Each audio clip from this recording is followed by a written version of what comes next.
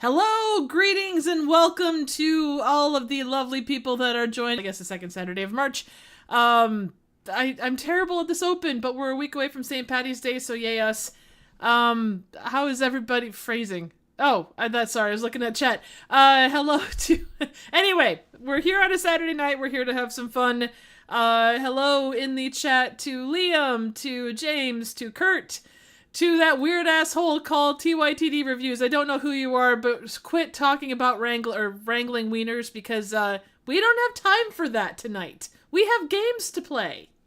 I was assured that I would be allowed to wrangle at least half a dozen wieners before we started this stream, and I will leave this stream unless wieners are wrangled. That is my terms. They are perfectly fair. I will not be elaborating any further. You know what? That's enough out of you. We've got new people in chat. Hello, John from Narcotic Casserole Productions. I hope you are well this fine evening. Hello. Yes, we'll get into a game here in just a little bit, but we're just gonna kind of screw with people in the chat, and we will go from there. Let's see. So, let's see. James says, "We'll be pleased to hear, Dan, I've converted Liam to the cult of John Shuttleworth." Oh, is that a good I'll be punching the air in delight. It is indeed. It's a fantastic thing. Everybody in the world should watch at least one John Shuttleworth special. They're all on YouTube in some capacity. Is that a strange like British cult thing, or what is that? Yeah, so probably the best way to describe John Shuttleworth to yourself, Triv, is it's a bit like John Shuttleworth is a bit like the UK's answer to Hank Hill. Oh, nice. Only John Shuttleworth's about 5 to 10 years earlier than Hank Hill in terms of creation. Okay. The comedy is very, very dry, and it's basically it's just about this guy in his 40s who lives in Sheffield, South Yorkshire, who is just fascinated by the sort of mundane things in life. And the humour kind of arises from the fact that it's just this very strange man who's obsessed with, like, the colour of the light of a kettle, or... I mean, it is lovely when the moon hits it in such a way. It really does hit your eye, and that's amore. No, that's an eel. Oh, is it? Damn it.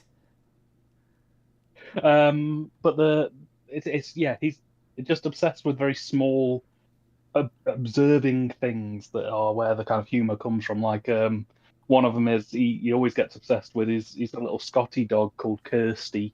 Aww. Who used to jump up and cockle the papers of the TV guide, and he'd get very frustrated by it. It's just he'd make these observations that are just really obtuse but quite funny.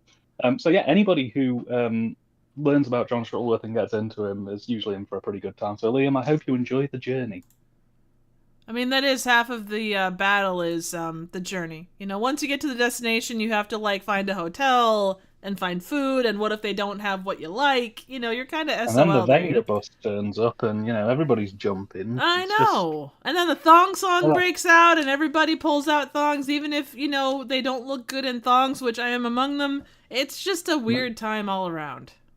Surprisingly, look very good in a thong. I do. I'm just throwing. Your damn logo. How could you not look good in a thong? You have the body built for a thong. A square is a perfect rendition of the perfect body for a thong. Oh man, you're making this logo with a logo blush. Where do I even begin? Oh man. Yeah, I'm gonna go quiet before you make me go anywhere. That's what she said.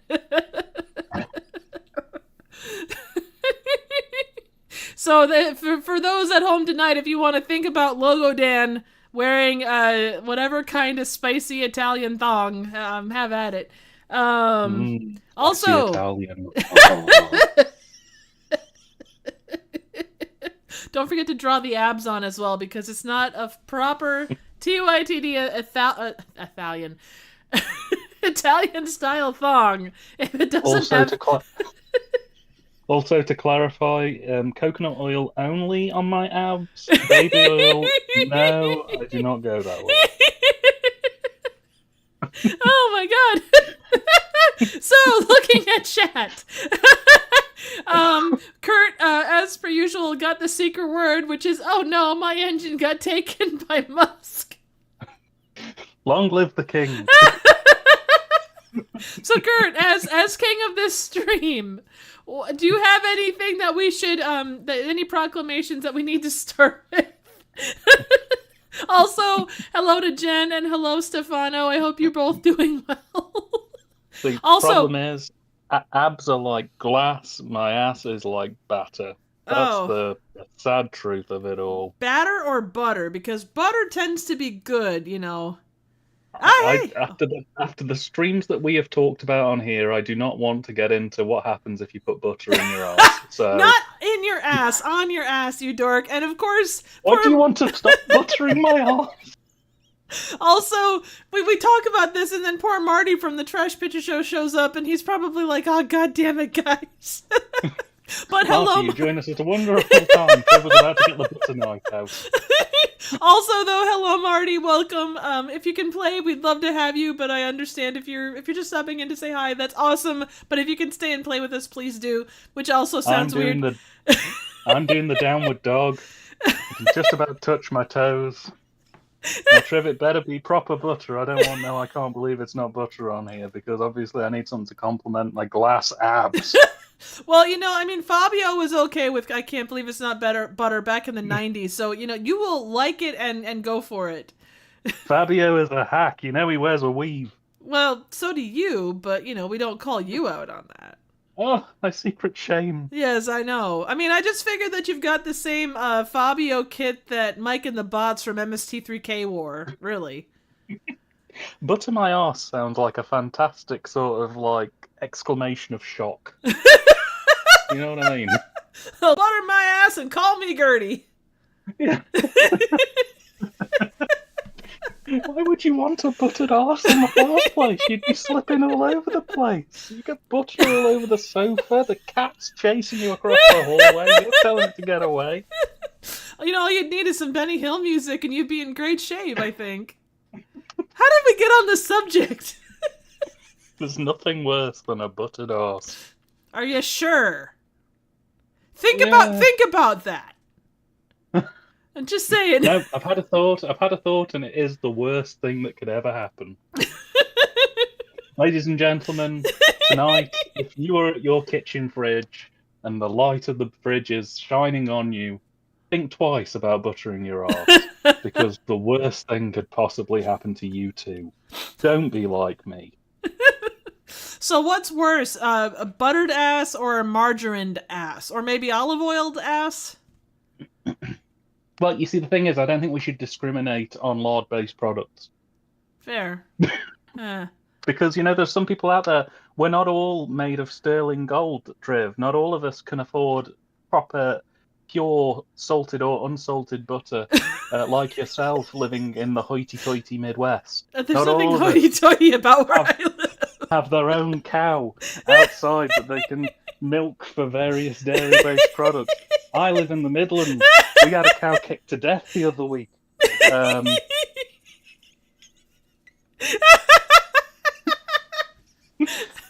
Okay, hold that thought, because we need to mention a couple of people in chat quick. Let's see. James says 2 margarines on the go. It's a nightmare scenario. 2 margarines in my life. 2 margarines to butter my knife. That's what John Shuttleworth does for you. Marty's in the spirit of this thing. I can't believe it's not buttered. Arse. Oh. And then Liam chimes in with a Nutella arse, which I don't want to think about a Nutella ass or arse, because Kurt says margarine ass is less fatty than a buttered ass. But yeah, we're all sorts of fancy here in the Midwest. Problem is, Kurt, margarine ass sounds like something you go to the doctors for. You kind of go, Doc, I gotta be honest with you, I've had a case of margarine ass for the last 2 weeks. Oh my god! And then you pull out lard ass, and that's just a really bad phrasing generally. I'm trying to figure out if it's some kind of diarrhea related sort of assery, or whether it's just that you're squeezing out pure loaves of cloves.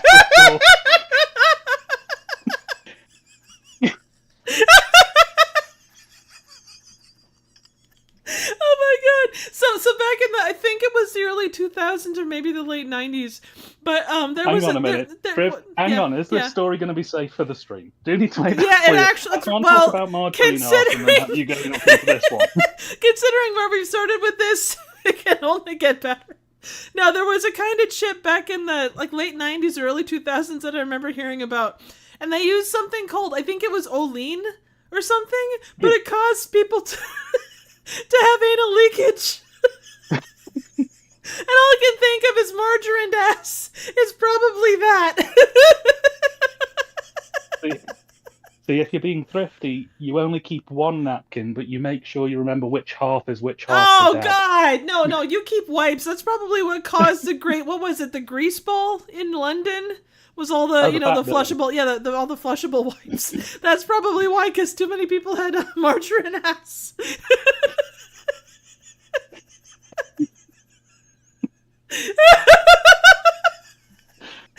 In the Midlands we call it the 4-dab. You do 2 dabs on the lips and then 2 dabs on the lips. You could say you could do 2 dabs on the cheeks, or two dabs on the cheeks and 2 dabs on the cheeks. Going back to chat real quick, Marty says floral spread them. Liam quotes you, I live in the Midlands. We had a cow kicked to death the other week. TYTD Reviews 2025. I'm going to get that as a poster. That's just going to be the quote in black in Arial font. Oh my god. I want you to sell this in your merch shop, man. That's just... Oh, Marty also says peanut butter more like peanut scutter. Marty, I love the fact they're flying fast and awesome. Oh my god, thank you.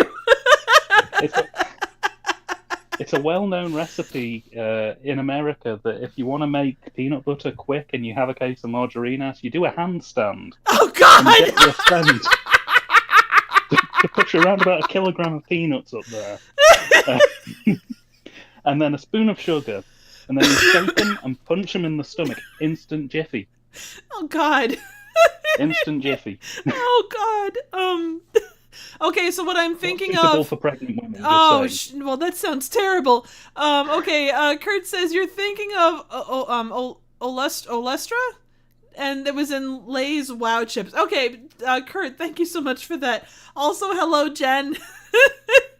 Welcome. Oh god. Jen, do you like butter or margarine? It's very important. I'm sorry if you joined late, but it is very important. Well, and to be honest, it's a good question of if you're not a good Midwesterner if you like margarine, because that shit is just like hell incarnate. It's like the worst thing ever, really. There you go, you hoity-toity Midwesterners coming over. Jen is not from the Midwest. She's from California. Well, California, even better. They're the Sunshine State. They can get fresh That's orange Florida. juice whenever they like. Florida is the Sunshine State. I make the rules now. California has the sun. Florida is sinking. What do you think Florida has? Besides humidity? Alligators. Okay, fine. And swamp ass. Swamp ass? Oh, we Callies love butter. Good. I like to see that. Also, welcome, TJ. Welcome to our stream. I think you're new here, but please do enjoy. We'll get to a game shortly. Let's see here. It's been a chaotic week, ladies and gentlemen. Jen says, "Not us, lol. I'm away from the sinking place." Well, that's good. Liam says, "Reminds me, I ran out of butter yesterday, so when I went to the shops earlier, I bought Dan Pack instead of Lure Pack. Lidl's finest." Oh, little, yeah, like little, but said with a bada bing, bada boom voice. Oh, got it. So it's more like little, it's a little. Yeah. Okay, got it. Cool. Gone a little. Yeah. Also, before we get too far into this, just and not to change tone, but just real quick, one of our regulars, Joe, can't be with us tonight. He's dealing with some other stuff, but we just want to tell you, Joe, that we love you and we hope everything is going okay. So, from there on, also should say, Liam has mentioned Dampack. I was trying to keep this low key. As you can see, this has actually been an exercise in stealth marketing. I am launching my own butter range, Dampack. Please ignore all the conversation about margarine ass. That is not what I want you to envision whilst tucking into a delicious slice of Dampack. The difference between regular butter and Dampack is you can just eat it straight out of the carton. Oh, just God, eat it straight out of the carton. No. With a spoon. Okay, so is Dan Pack like a butter substitute, or what is it? It's a kind of, well, you know what? Some people don't want to know how the sausage is made, quite frankly.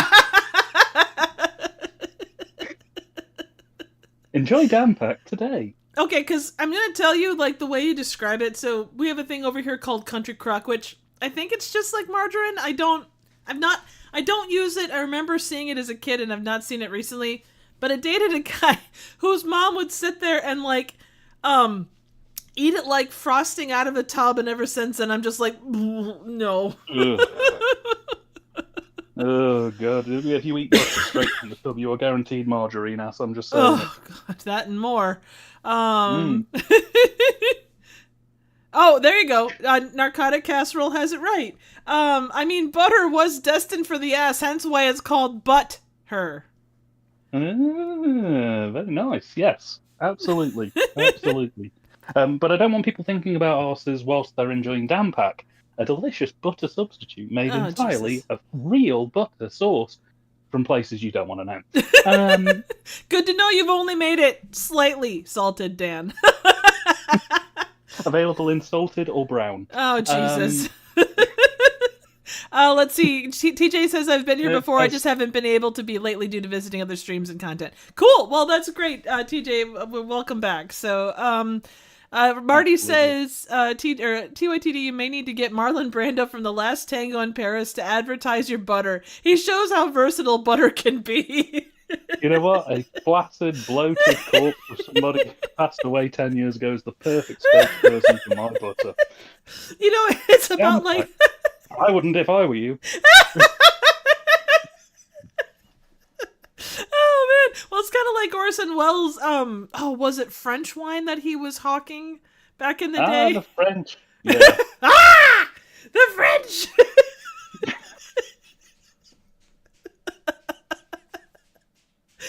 Now, getting Malcolm McDowell back as Caligula to advertise my butter, I am entirely in favour of that one. I mean, hey, you know what? When you get to a certain age, you can either go the Wilford Brimley route and advertise for diabetes medicine, or you can go the Marlon Brando route. And we did try to get Malcolm McDowell and Helen Mirren back, but Helen Mirren would only return on the condition she could get her Bristols out, and I was just completely against the idea, frankly. So, I mean, butter and boobs kind of go together. Can you imagine butter between boobs? It sounds like it's not not the worst thing. I mean, again, you've just created probably one of the phrases for the ages, to be a butter between the boobs on this one. I mean, Helen Mirren is a very, very, very attractive person. She is, but she's very adamant about the Bristols, and I'm just like, hey, maybe a little Bristol, that's fine. Maybe you could just put the Briss in, or the Toll. But no, she wants full-blown Bristols. You can't do that before a watershed. I'm sorry, I won't let it happen.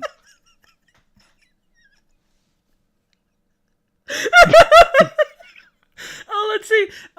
John says, I wonder if Malcolm McDowell still has the fisting strength. I have it on very good authority he does. And if you'll excuse me, I have to sit down on my hemorrhoid ring now. Dan, is there something you haven't been telling us? No, I'm telling you completely straight. Dampack is legitimately one of the greatest butters ever produced in the history of mankind. Don't ask questions. Kurt says, shameless plug from Dan, a night in the tower for Dan, the king demands it. Can I at least have the comfy chair, please? Not the comfy chair! I'm going to need it after this stream, I can tell. Kurt also says, I proclaim we start playing, and I think he makes an excellent point. Yes. And, Kurt says, no comfy chair for you. Ooh, what have I done to upset the king? Did I not, was I not charismatic and charming to thy kingliness? No, apparently you really pissed him off, so you're going to have to spend the next however many minutes we spend playing Rifftrax trying to make it up to him. You do know this is very slowly going to turn into that Monty Python King Richard sketch. We can only hope for that. I mean, that is here going, my horse, my horse. Oh, John makes a good point. Who needs a chair when you've got butter? Well, and what better butter than Dampack, the margarine of choice? It's coarse and grainy and gets everywhere. Oh no! Kurt says I let Ellen. For fuck's sake! I let Elon into my cabinet. Now their gravy train is over. Speaking of gravy train, what better compliment to a Thanksgiving dinner? Oh Jesus! Dampack.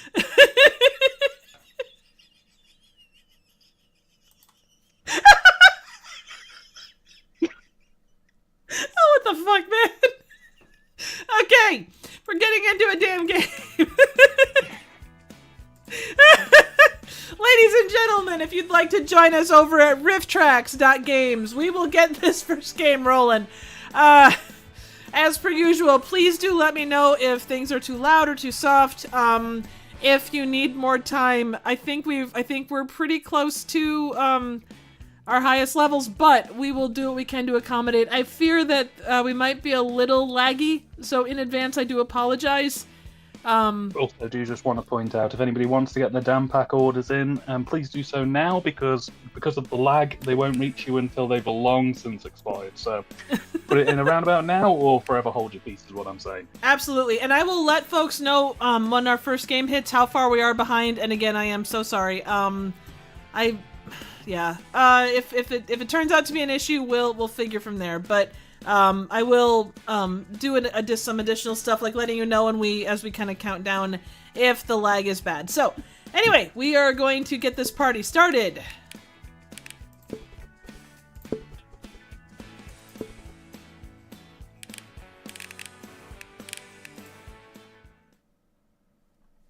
Ready to riff? Here we go. All right, LRUJ is our room code. If you'd like to join us, please jump on in and we will get the party started. If you're unable to play, you can enter as an audience member. Speak now or forever hold your peace. Are we at a wedding? We very well might be. The marriage of firm, soft bread and Dampack, the spread of a nation. Like I say, if you're not able to join the actual stream, feel free to join us as far as in the audience, and we'll make sure to get you in the next round. So. We'll squeeze you in with the lubricating piece of Dampack. One of our own professional comedy professionals at a slight point deduction. Everyone's riffs are played back, and you vote for your favorite. At the end of all the rounds, the player with the most points wins. Round one. Drew, yeah. Sign my cast? Sure. It's go time, Mama Jama. Enter your riff now.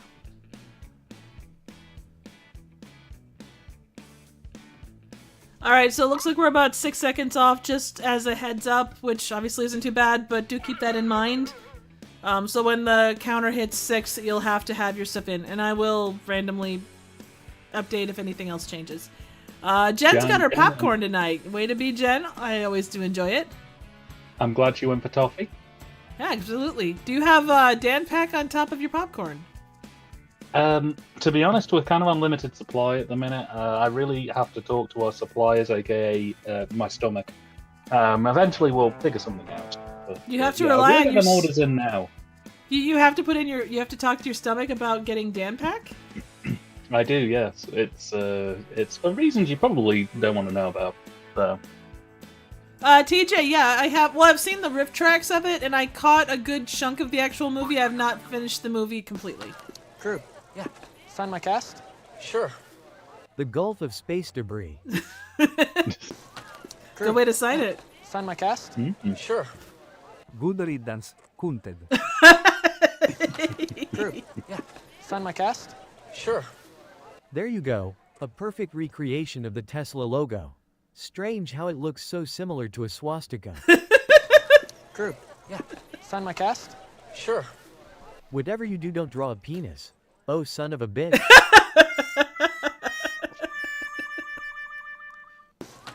Crew, yeah. Sign my cast? Sure. Bye, Dan Pack. Ah, damn it, guys! Crew, yeah. Sign my cast? Sure. Get bent, you pussy. Love Crew Jones. Here we go again. Time to vote.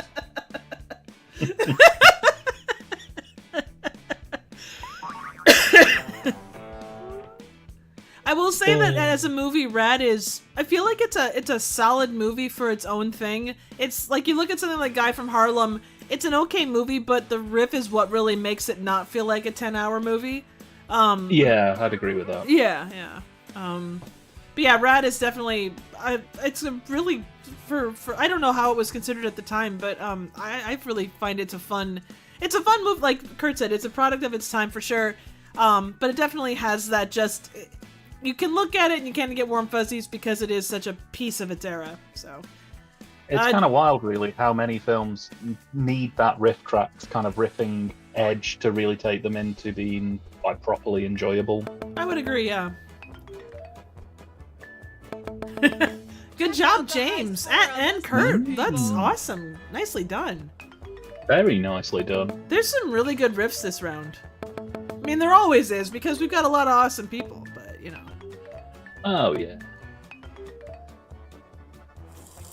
Let's see. From the clips I've seen, it looks like a league above most Rifftrax cover.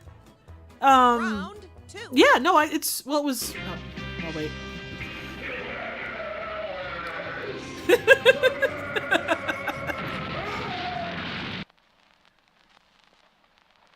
Time to bring the fun. Okay, for reference, it looked like it was Riff exploding into a big boy, which I know isn't accurate, but just from behind it looked like a silhouette. Let's see, Liam, yeah, so Rad was like the one movie that they did their Kickstarter for. So I think when they go to choose those big epic movies where they do them live, they really try to hit them out of the park. So they'll find ones that are genuinely entertaining as well as they have that funny edge. So, speaking of which, they've got a current Kickstarter going at the minute. If anybody who's feeling generous enough to donate to their cause, they're doing Time Cop, which looks really good. Yeah, they've really gone a little bit more. I guess Time Cop isn't mainstream per se, but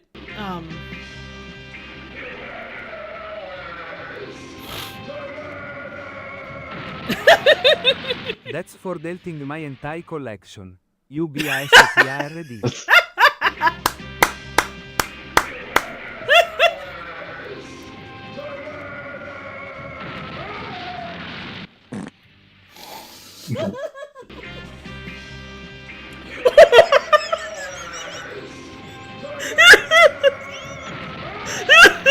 Guys, come on. Jet fuel can't melt pterodactyls. oh my god! Boy, those space rockets are getting cheaper by the second. It's only a model. Buy Dan Pack today. Huzzah!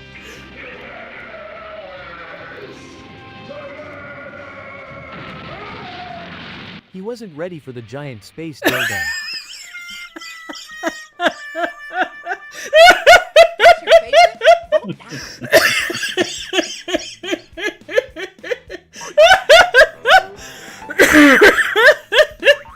Oh my god. Let's see. I think it looks like it's going for flying through the dino, but then it looks like sorry. I think it was going for a fly through the dino, but it looks like that just blew up. Yeah, no doubt. It really sounds like the fart after it exploded.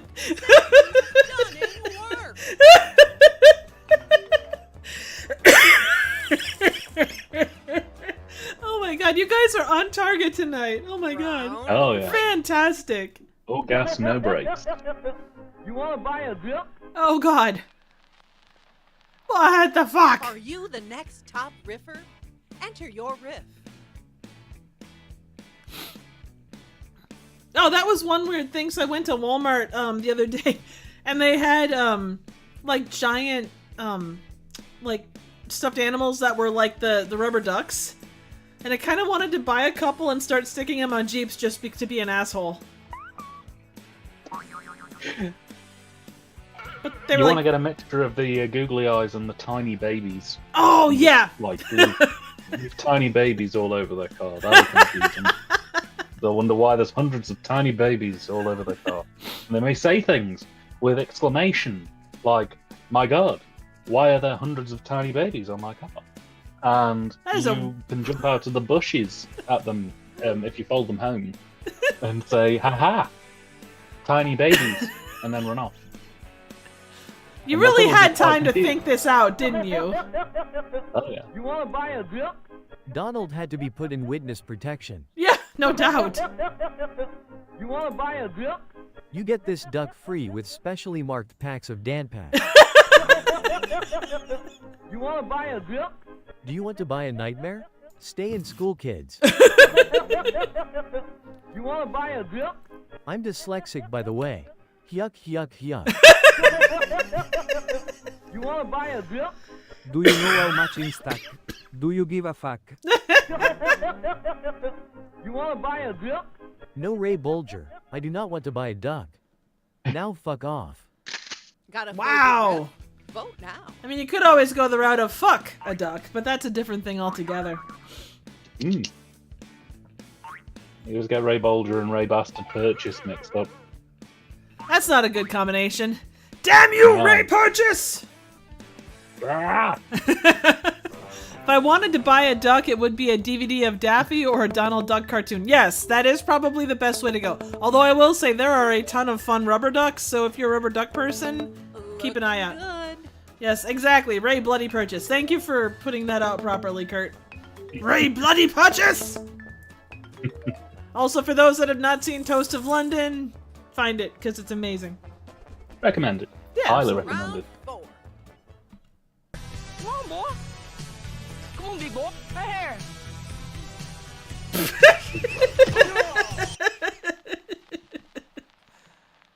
It's that time again. Enter your riff now. So, Dan, with your Italian-style Speedo, will you be wearing that lovely crop top? Yes, I'll be wearing a crop top, and then my crop top will in fact be wearing a micro crop top. Oh. And it's going to be like a Russian nesting doll of crop tops until we end up with what could only be described as a teeny weeny bikini. You know what? I can see that. Only don't make sure that you're still okay to be on beaches because, you know, not every beach is okay with nudity. Well, you see, the thing is, I'm going to have each crop top in a variety of different colours so that by the end of it, it will look like the amazing Technicolor crop top. Yeah, that's fair. Which actually is more suiting of that Come on, than you big think. boy. Right here. That guy stole all the Dan Pack. Oh, no! Oh, you fiend! Right here. Fatality. Oh, wait. No, you're still alive. Let me get the shovel. The man's a good, for his fashion sense, probably a good idea anyway. Ow, my redneck chest. Come on, boy. Come on, big boy. Right here. That's for nicking my Dan Pack. Come on, boy. Come on, big boy. Right here. Roadhouse bitch. That's right. Oh yeah. Come on, boy. Come on, big boy. Right here. The village people sure did go downhill when they went mask off MAGA. Time to pick the funniest riff. Vote now. Let's see. You can never go wrong with Miami Connection. James says at least it's not Down and Dirty Duck. Dan, say it wouldn't have to be a yellow polka dot bikini. It may indeed be an itsy bitsy teeny weeny yellow polka dot bikini. But how But I teensy couldn't weeny? possibly comment. Fair point. But how teensy weeny are we talking? In theory, obviously. It was so teensy weeny that I didn't want to go out of the locker because I was afraid of what people would say. Not that I am wearing it, of course. This is entirely theoretical. I'd be afraid to go out in the ocean. And people would say 1, 2, 3, 4, tell the people what he wore. And I would say, look, it was an itsy bitsy teeny weeny yellow polka dot bikini that I wore for the first time today, theoretically. Oh, of course, absolutely. Just for real quick, okay, I was just gonna say, you guys all made it for time. Continue, please. And that was the end of my statement. Well, I have look at you. I bet you had a Look good at you, Dan. Good job. Thank you, guys. Thank you.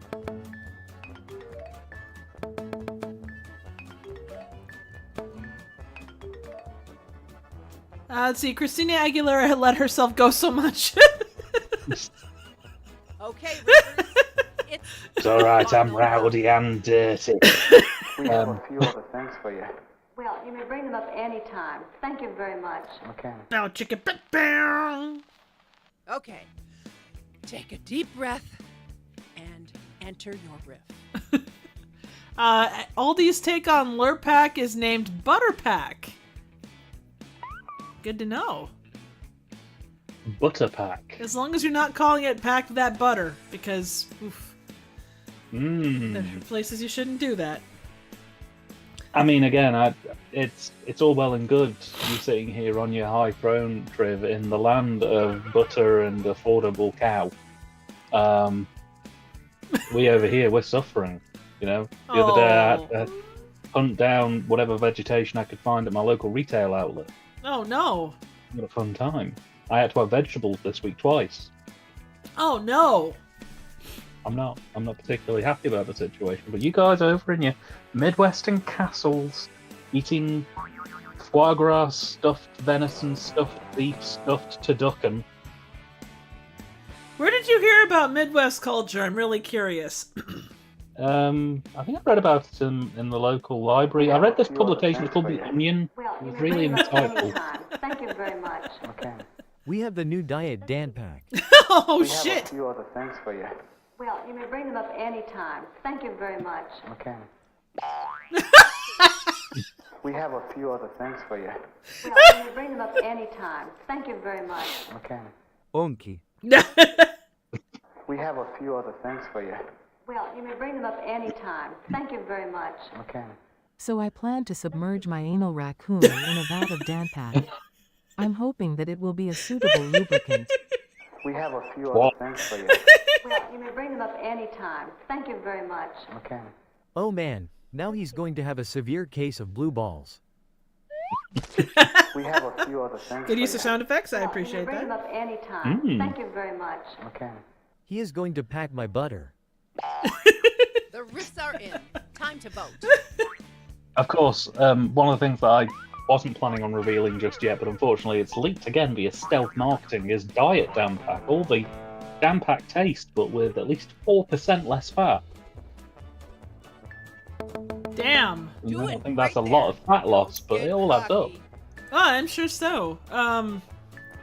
See, TJ says, setting up a room, how dare they show in real time? No, for sure. That is scary as hell.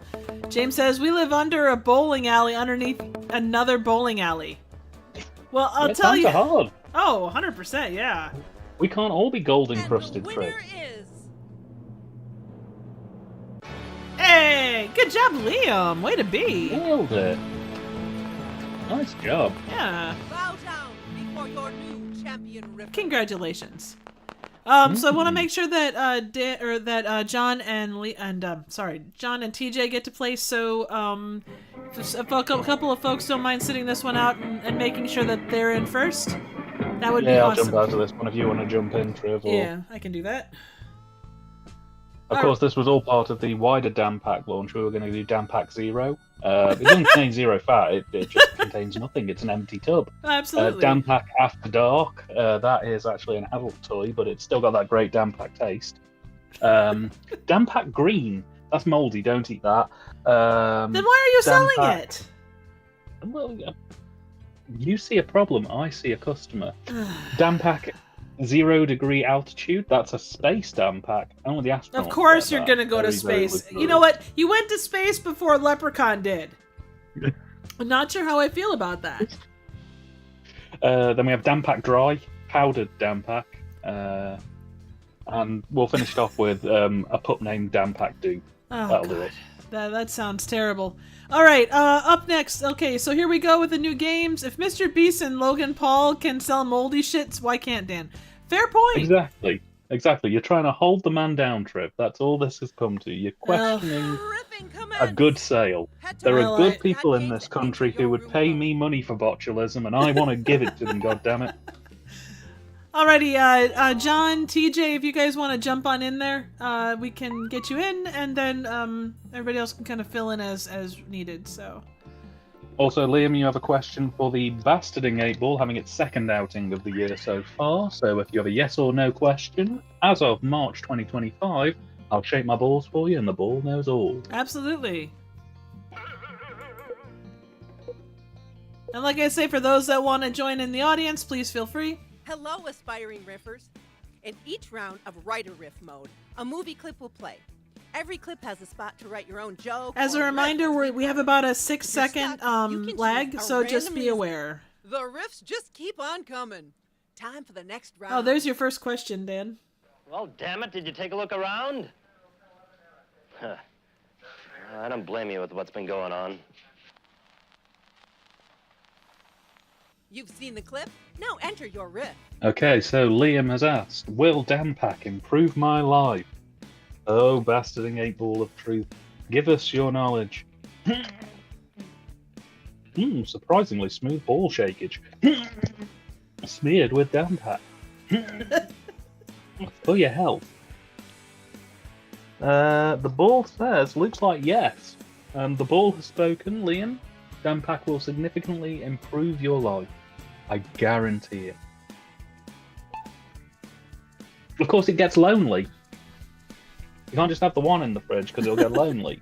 And there's a playground rumour that if you push 2 packs of Danpak together in an airing cupboard, a third mini Danpak will appear. Oh my god. So, get out to those supermarkets, buy at least one more Danpak, and let them be friends. They can have conversations. I don't know whether you'll be able to hear them, but they will talk to each other. So how does the mini Danpak form? Is it a matter of like some kind of cell splitting, or is it like regeneration? Is it like shooty? Is it a shooty level Doctor Who event? What are we talking about here? It's sex, Triv. The 2 tubs of Danpak engage in coitus. The heat just turns them on. Oh god. So in other words, I should keep my Danpak like in the freezer so it doesn't multiply. Well, yeah, or did spay you take a look them, around? ideally. Huh. I don't blame you with what's been going on. Danpak destroyed the world. Well, damn it, did you take a look around? Huh. I don't blame you with what's been going on. I just saw what Trump looks like naked. Well, damn it, did you take a look around? Huh.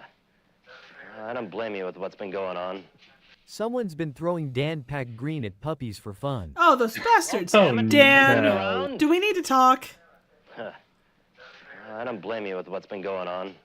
A secret agent? On whose side? Well, damn it, did you take a look around? God bless him. Huh. I don't blame you with what's been going on. I heard they even remade Roadhouse. No, Did Roadhouse. you take a look around? Huh. I don't blame you with what's been going on. You're not gonna believe what I did you this George Floyd guy. Oh, God. Okay, we all had a good laugh. Now time to vote. Also, guys, please don't throw Danpak green at animals. The animals don't want Danpak. They eat other things like Safari Danpak, an animal-appropriate substitute to Danpak, because I don't believe anything with a pulse should be able to live without enjoying the creamy, slightly salted taste of my butter. Okay, you know what? The way that you just said that, the fact you called it your butter specifically, Dan, do we need to have a discussion? You can talk to my lawyer.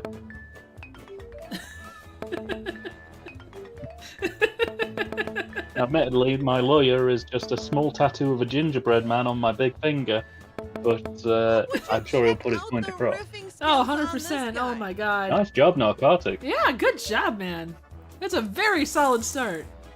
Mmm. Who doesn't want to hear about Dan's butter?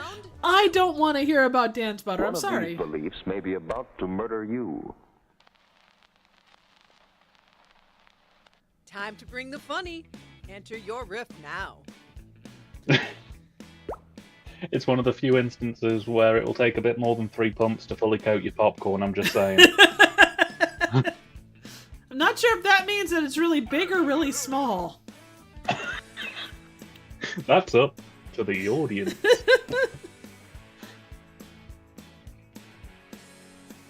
Not to be confused with Dan's hot batter, that is a completely different operation and nothing to do with me.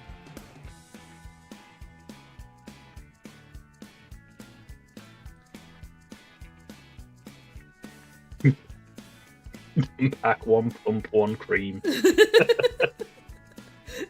Just don't ask me where the jelly packet goes, that's Triv's department.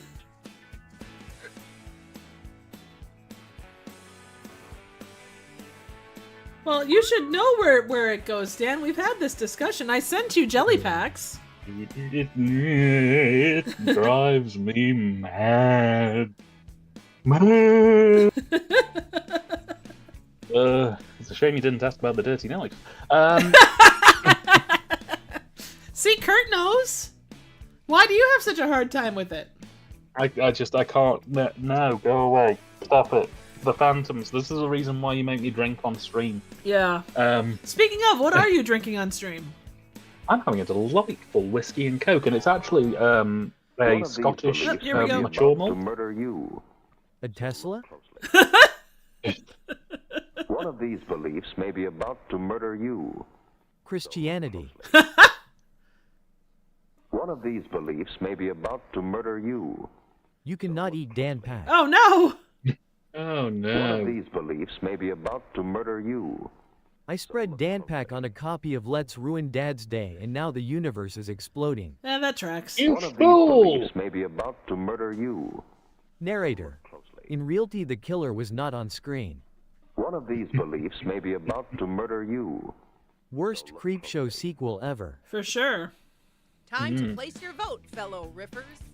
James says, what's safer to eat Dampak or the stuff? Well, you see, the thing is, the stuff will, kill you, but Dampak is a bit like being John Malkovich. You'll just slowly transform into a little ginger bloke who likes watching films. Weird films. Like hot and spicy pizza girl level films, or like Bat Pussy level films? Anything like that films. Oh. I'm trying to decide whether it's Being John Malkovich or The Fly. I'm trying to figure out which one would be more dramatic. The Fly, I think, would probably be more dramatic. I'm pretty sure. Yeah. A ginger bloke who watches puppet pornos. Exactly. Thank you. Also, Jen, Finally, good someone job. Nice job. Also, I think Marty may have It all a starts here. with people putting or depositing their money in the bank. It's that time again. Enter your riff now. I don't know if Marty is still. I was gonna say Marty is gonna bunch, have a bone to pick with you about that. Have plenty to say about that film. I need to review that on the channel at some point. I've finished working on the After Dark Volume 2 set now. All the recording is done. I've just got to actually cut the thing together. I'm hoping for it to come out in the summer. I haven't managed to do my puppets come for that one yet, but I'm going to do a Volume 3, and it is going to be on that one, almost certainly. As is Hot and Saucy Pizza Girls, I need to talk about that one as well, because it is absolutely delulu. Yeah, I'm hoping to get it reviewed at some point here on my channel too. Oh, wow. Why not? It could be fun. Yeah, you know what? Why not? Why not indeed? I'm down with that. Yeah. I'm down with that. You're braver than me, the YouTube copyright gods. When it comes to that kind of a feature film. are a little bit antsy, but you know what? Damn it, that is brave and bold, and I support it. Well, we'll see if it actually comes to be, but we're gonna try. I'll make sure to send you some Danpak in the post to say thanks. Although by the time it arrives, it will probably be Danpak green. So I would assume that all Danpak that comes from you is probably green to start with. Honestly. No, I've been tested recently, Triv, and they proved nothing. It all starts with people putting or depositing their money in the bank. Putting money in a bank? How very outdated. It all starts with people putting or depositing their money in the bank. And D, it's gone. No Danpak for you. It all starts with people putting or depositing their money in the bank. Wall Street, 2008. Yeah, basically. It all starts with people putting or depositing their money in the bank. Poundland Ebenezer is gonna kill your ass. It all starts with people putting or depositing their money in the bank. Elon's savings after his company goes down. It all starts with people putting or depositing their money in the bank. And then it will go into Doge so JD Vance can buy a new couch. Time to make the funniest riff. Cushions.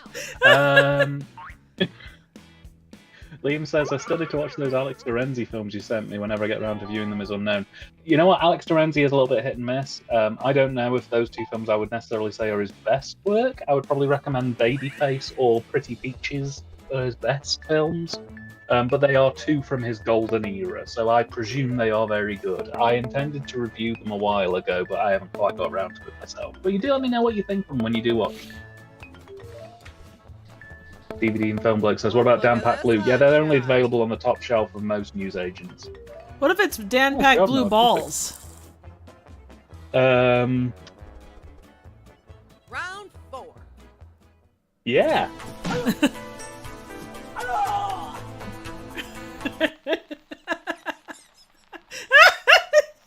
Okay.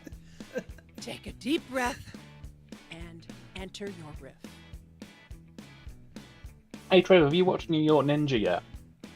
I've seen bits of it. I've not sat down and watched the whole thing properly. Oh, you got... Whenever you get chances, if you liked Miami Connection, I'm pretty sure you'll like New York Ninja. It's a very similar vibe film. Nice. Killer soundtrack as well. They got sort of 80s prog imitation band called Odyssey to do the score for it. It sounds really, really good. One of my big regrets is I never picked up the soundtrack when Vinegar Syndrome put it out, because it's so cool. It's like proper 80s synth style kind of.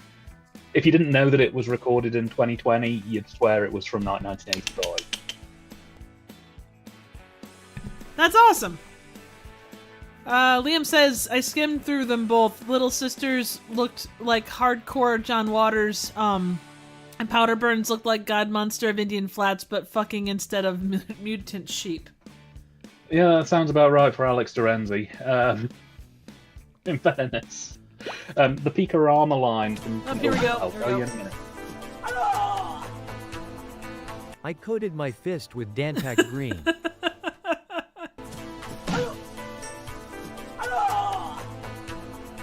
Kung Fu Dentistry.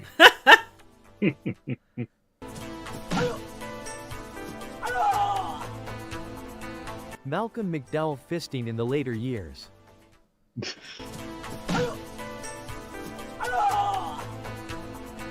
James Furman just fainted.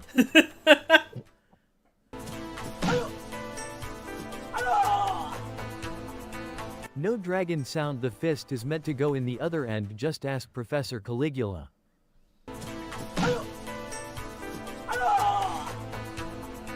Roadhouse, suck my balls. Double ball attack. Got your favorite? Vote now. So 2 points while I'm on it. Point 1, Liam's point. The Picorama line, which is what those two Alex Lorenzi films are on, are incredibly hit and miss. They normally flip the line between just basically being a stag show, aka just fucking and no plot, and having some of the weirdest plot films you'll ever see, and they match them up as B features. So like, there's an A feature and a B feature, so you never know what you're getting with them. Sometimes they're really good and weird, sometimes it's just very boring. Yeah, Yeah. Also, real Point- quick, way to go, way to go, John. That is fantastic. Well done. Why is storming it tonight? Kicking ass. Nice. Well, I mean, the man knows his shit. There's no doubt about that. Oh yeah. Point number 2, and this is something. Actually, I'll wait. I'll get point number 2 out in a second. The final round. All right, everybody, put your bets in on what part You look like you will might be hungry. Do you want me to find you something to eat? Wow, I am good. Sure, buddy, let's eat. Are you the next top riffer? Enter your riff. So point number 2, and it's a public service announcement for anybody who likes weird stuff. Vinegar Syndrome this month, in partnership with AGFA, the American Genre Film Archive, have put out a compilation box set called the what's it called now? The AGFA Mystery Mixtape Vault. Highly recommend you jump on that. There's very few copies left of it now on the website. In fact, there's only one limited edition copy left and about 100 or so standard edition, and they're gone.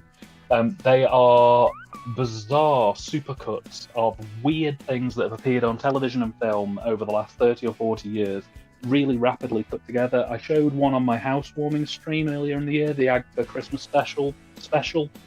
That is going to be included on this set alongside like 8 other ones of these supercuts. They're all absolutely fantastic. It's a really solid release. Just pop the link in the chat. If you want to nab it, now's your chance, because when they're gone, they're gone. Just putting that out there. Also, God bless Eric Roberts. I've said my piece, I'm dropping my mic. Goodbye. Don't leave, we need to learn more about Dan Pack. See, this is the way you do stealth marketing. You get people in just talking about this Dan Pack stuff. Before you know it, everybody's talking about Dan Pack, and Dan Pack is all the rage. TJ says he saw Red Letter Media Spotlight on the New York Ninja. That was where I heard about it first. I saw it pop up on the website, and I missed it the first time it came out because they were asking for a very high amount of money for it. But Yeah. when it went on sale a couple of months later, it had knocked a bit of money off. Here we go. That was when I went for it. It was really good. Do you want me to find you something to eat? Wow, I am good. Sure, buddy, let's eat. Anything but fucking Dan Pack. Thank you. Hey, you look like you might be hungry. Do you want me to find you something to eat? Wow, I am good. Sure, buddy, let's eat. As long as you aren't eating talking pussy. Hey, you look like you might be hungry. Do you want me to find you something to eat? Wow, I am good. Sure, buddy, let's eat. Introducing Dan Pack Liquefied, a milky alternative for those who want their cats to talk like Eric Roberts. That's a welcome you look like side you might effect. be hungry. Absolutely. Do you want me to find you something to eat? Wow, I am good. Sure, buddy, let's eat. The worst remake of Garfield I've ever seen. Hey, you look like you might be hungry. Do you want me to find you something to eat? Wow, I am good. Sure, buddy, let's eat. And when you die, I am going to eat you. Yay. Hey, you look like you might be hungry. Do you want me to find you something to eat? Wow, I am good. Sure, buddy, let's eat. In this movie, the pussy eats you. Here we go again. I mean, that is the other thing about Eric Roberts and Dan Pack. If you do eat liquefied Dan Pack and you hear Eric Roberts talk, that's one more film credit for every single Dan Pack milky that gets eaten. Absolutely. The thing is, Eric Roberts' IMDb is in a constant state of expansion, much like our universe. And it's foretold that eventually it will grow so dense that it will collapse in on itself and create a prime Eric Roberts who will save us all from our sins. Absolutely. I mean, he's on his way to have the most movie credits of all time, I'm sure, at this point. Also, good job, Liam and Jane or John. That's awesome. Oh yeah. You mean Eric Roberts at a convention? That's another credit on his filmography. It's really that simple. Hey, good job, John. Way to be. Holy shit. Nailed it. Nicely Very done. nice. Congratulations. Now, please join us for Bars and Punch in the Fellowship Hall. Let's see. Triv, you missed Rem Lazar, or creating Rem Lazar, and it caused great pain. Oh, I can imagine. Man, that was a close win too there, John. But way to be. Also, congrats, Liam, on being very close behind. So, good job. Man, myth, legend right there. Let's see here. So we have winner was Narcotic, Happy the Clown Computer was Liam, Mustache Dad was James, Shark Tornado was me, Guy in foreground was Jen, and Big Gene was TJ. All right. So, John, you have the privilege of asking the TYTD Bastarding 8-Ball of Truth, TM, a yes or no question. It can be anything in the world, but the ball knows all. So ask away in the chat, and I'll shape my balls for you. Absolutely. TJ asks, how did someone like Eric Roberts get, or how to get someone like Eric Roberts to be in a horrible film like That Talking Cat? Literally, the man will take any role. Like, he's done like short little cameos, like the film or the internet site Cameo. He's done like roles over the phone. He's turned into this generation's Cameron Mitchell, but in a much more expanded way. The guy is in every bad movie you could possibly think of. I think I read somewhere that he basically gets like a massive stack of scripts, and if he can just he blocks out an afternoon on like Teams or Zoom, and we'll just like record the lines through a Zoom call, and everybody gets about an hour, and he just gets that's a credit for him every time they do it. Oh yeah, it's crazy. Yeah, he turned up, funnily enough, the reason why I mention Eric Roberts specifically, apart from the fact that he was just in that clip there, is he turned up in the On Cinema Oscar specials that happened this weekend just gone. He just rocked up and started doing interviews with Tim and Greg about his history in film. Oh, yeah. And he was arguably one of the best parts of it because he was there for the whole night and he was just laughing and very confused for the entire night, which is exactly how I want Eric Roberts at any given moment. So yeah, it was really good fun. Oh, yeah. John asks, the best Doctor Who, or says, the best Doctor Who was Eric Roberts, yes or yes?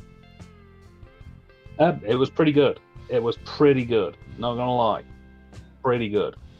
Better in the second half than the first. Second half where he's wearing the full robes and is camping it up a good and proper. A-star.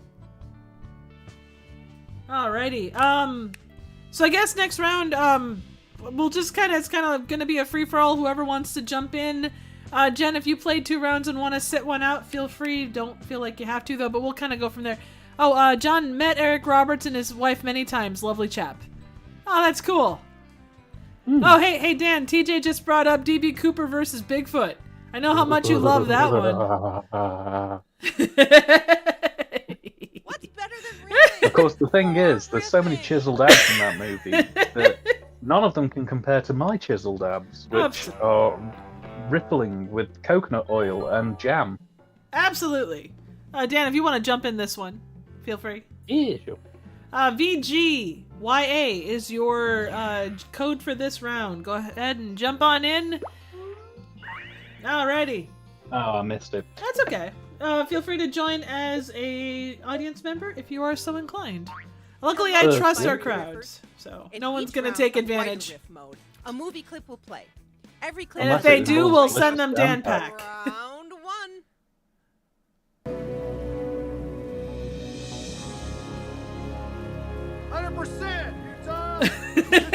It's go time, Mama Jama. Oh, man. Your riff now. Dude, I want to do that someday. Just like walk up to someone in the rain with like the director credits rolling across the screen. 100% Utah! Do you think I could get away with that at Disney World? Oh, yeah. In fact, they'd probably take it as a badge of honor. Nice. That or they'd have absolutely no idea what the fuck I'm talking about and just walk away. I suppose it depends on what t-shirt I'm wearing. That's when you go for the slide tackle. Yeah. I don't know if you can do that there, though. I don't know. I reckon you can take out at least 2 or 3 mascots with a good slide tackle. Oh, definitely. I mean, I'm scrappy despite my size, so. Let's see. Yeah. Anyway. 100%, Utah. Good job. First U.S. state to successfully import Danpak. Green. My favorite state as of now. 100%, Utah. Good job. Hey, Utah. Mormon Jesus bro. 100%, Utah. Good job. Great. Now I'm off for a wank. Huzzah. 100%, Utah. Good job. Let's forget about November 5th. Oh, shit. 100%, Utah. Good job. Uh-huh, I'm wet. Oh, 100%, Utah. Good job. Whoa. Time to place your vote, fellow riffers.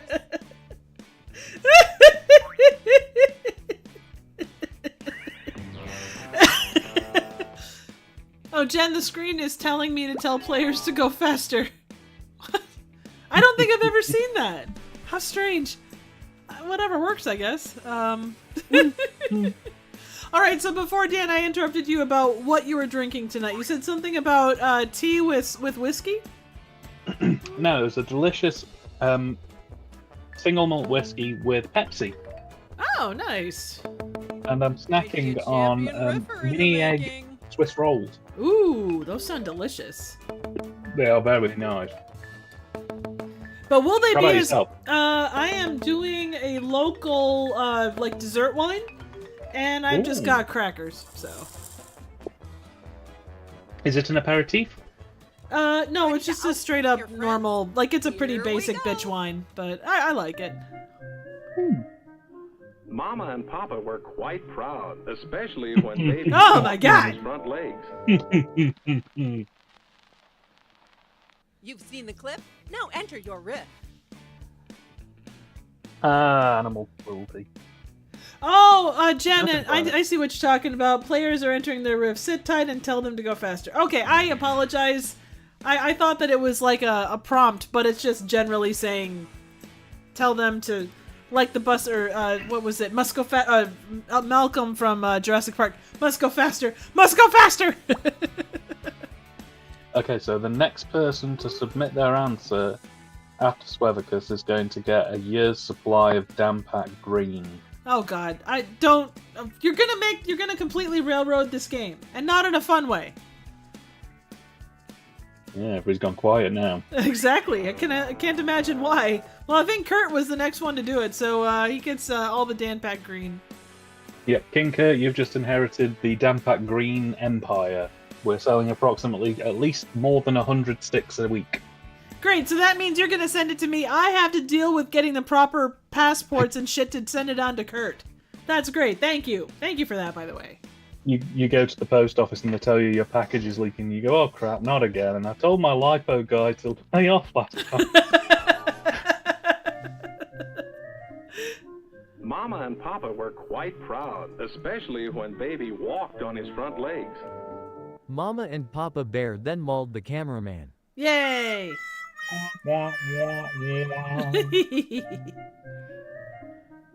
Mama and Papa were quite proud, especially when baby walked on his front legs. The inner sanctum of Doge. Mama and Papa were quite proud, especially when baby walked on his front legs. Punto and then è died of SIDS. Yeah, that makes sense. God. Mama and Papa were quite proud, especially when baby walked on his front legs. Da Bears.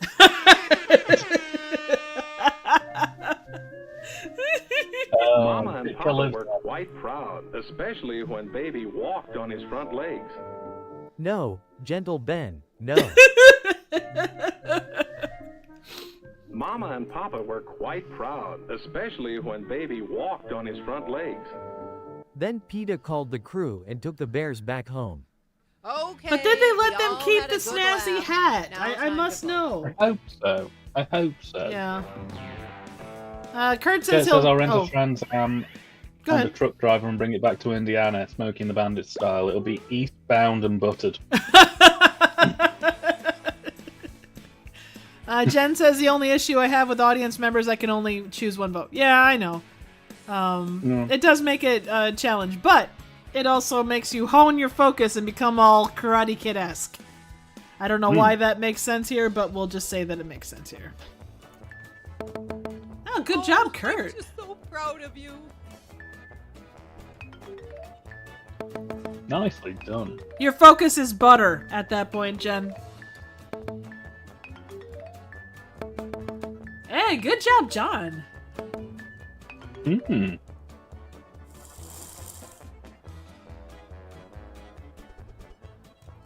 Round 3.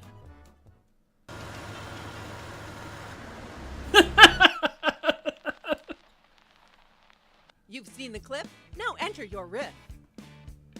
Now, I do need at this point to pop a little public service announcement in. It's been an eventful stream so far. We've been hearing some reports of people claiming that Dampak Green is made of people. Just want to allay those fears. We have no more than 10% of people ground into Dampak Green at any one time. The reason I mention this has nothing to do with our recent sale of Dampak Green to Kurt, who is now handling all operations. I am completely innocent in all of this. But if the FBI want to investigate Kurt's Dampak Green plant to find out whether he's putting more people in than 10%, be my guest. I mean, if we're gonna have anybody like investigate Dampak Green, I think Hogan is probably the right person to do it. Also, hello Hogan, I hope you are well. Met my friend's bar, so I can't join in much, but I saw you were live, so I figured I'd say hi. Hello, and I hope you are well. Hello. Yes. May your friend's bar, I would like to buy a round of drinks for everybody you consider a friend at that bar. Unfortunately, I will not be able to pay you. We will all be provided with a bar of Dampak. That's the best we can do. A victim of the Judderman. Oh no! Oh no, not the Judder Man. Oh, God, a retired Morris dancer. You shall not pass. Michael Keaton's really let himself go. Oh shit! I should investigate to see if this snowman that is 2 feet from me is an actual bloody snowman. I mean, he's not bloody yet, he will be. Michael Keaton? Got a favorite riff? Vote now. Let's see here. Dampak Green is still better for you than Soylent. Jack Frost is Jack Frost is the weirdest movie I've ever seen. Even with the riffs, it's still weird. Yes, it is quite a strange movie. You want to watch Jack Frost too, where he goes Hawaiian. Oh God! Also, TJ, did you ever stay through the credits? Because there's little like things from the director in there, including one that says something about the carrot, like, oh, the carrot went where you thought it did, or something along those lines. But it's worth watching the credits for because there's some fun stuff in there. Hot shot. Oh, let's see here. Good job. Gosh, a whole bunch of good scores here. Nice job, folks. Getting tighter and tighter every time we do these streams. I'm not talking about anything other than the scores. That's what she said. That's why they need the butter. What? Oh, God.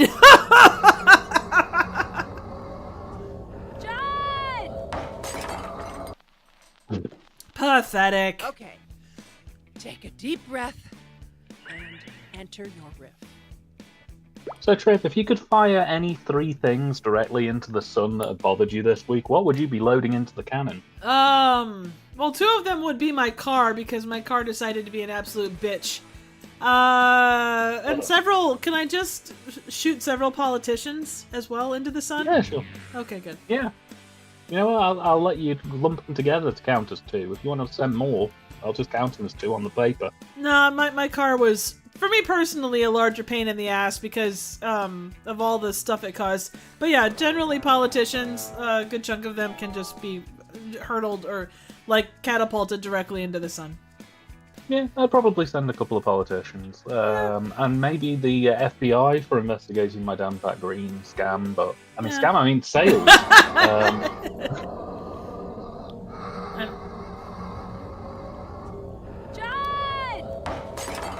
If you're worried about what John Landis is doing to your wife, you should know what his reputation is like with children. Oh, dear God.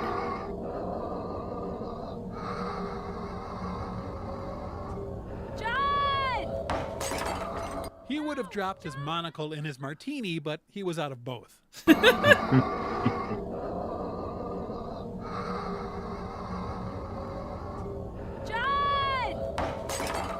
Wow, the bear chose her.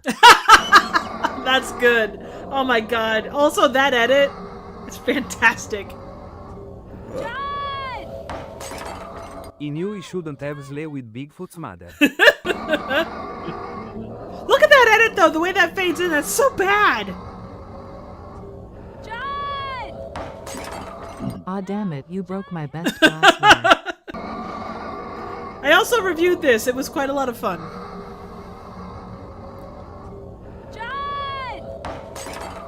This Bigfoot has a throbbing erection and wants to fuck me. Oh god, it's not the geek, is it? Time to vote. That is the hope. Let's see here. TJ says, I take it back, Suburban Sasquatch is the weirdest movie I've ever seen. You may yet change your mind on the weirdest movie you've seen based on some of the movies that pop up in here, TJ. But that's good. It means you can say, okay, well, it was this, and then, oh shit, it brings up other things, and hopefully those memories aren't terribly painful. Because, they can be. James. Try to avoid deep hurting where we can. Yeah, or sometimes we aim for it, I think it's important to, kind of lean into that deep hurting sometimes. Makes you feel alive, damn it!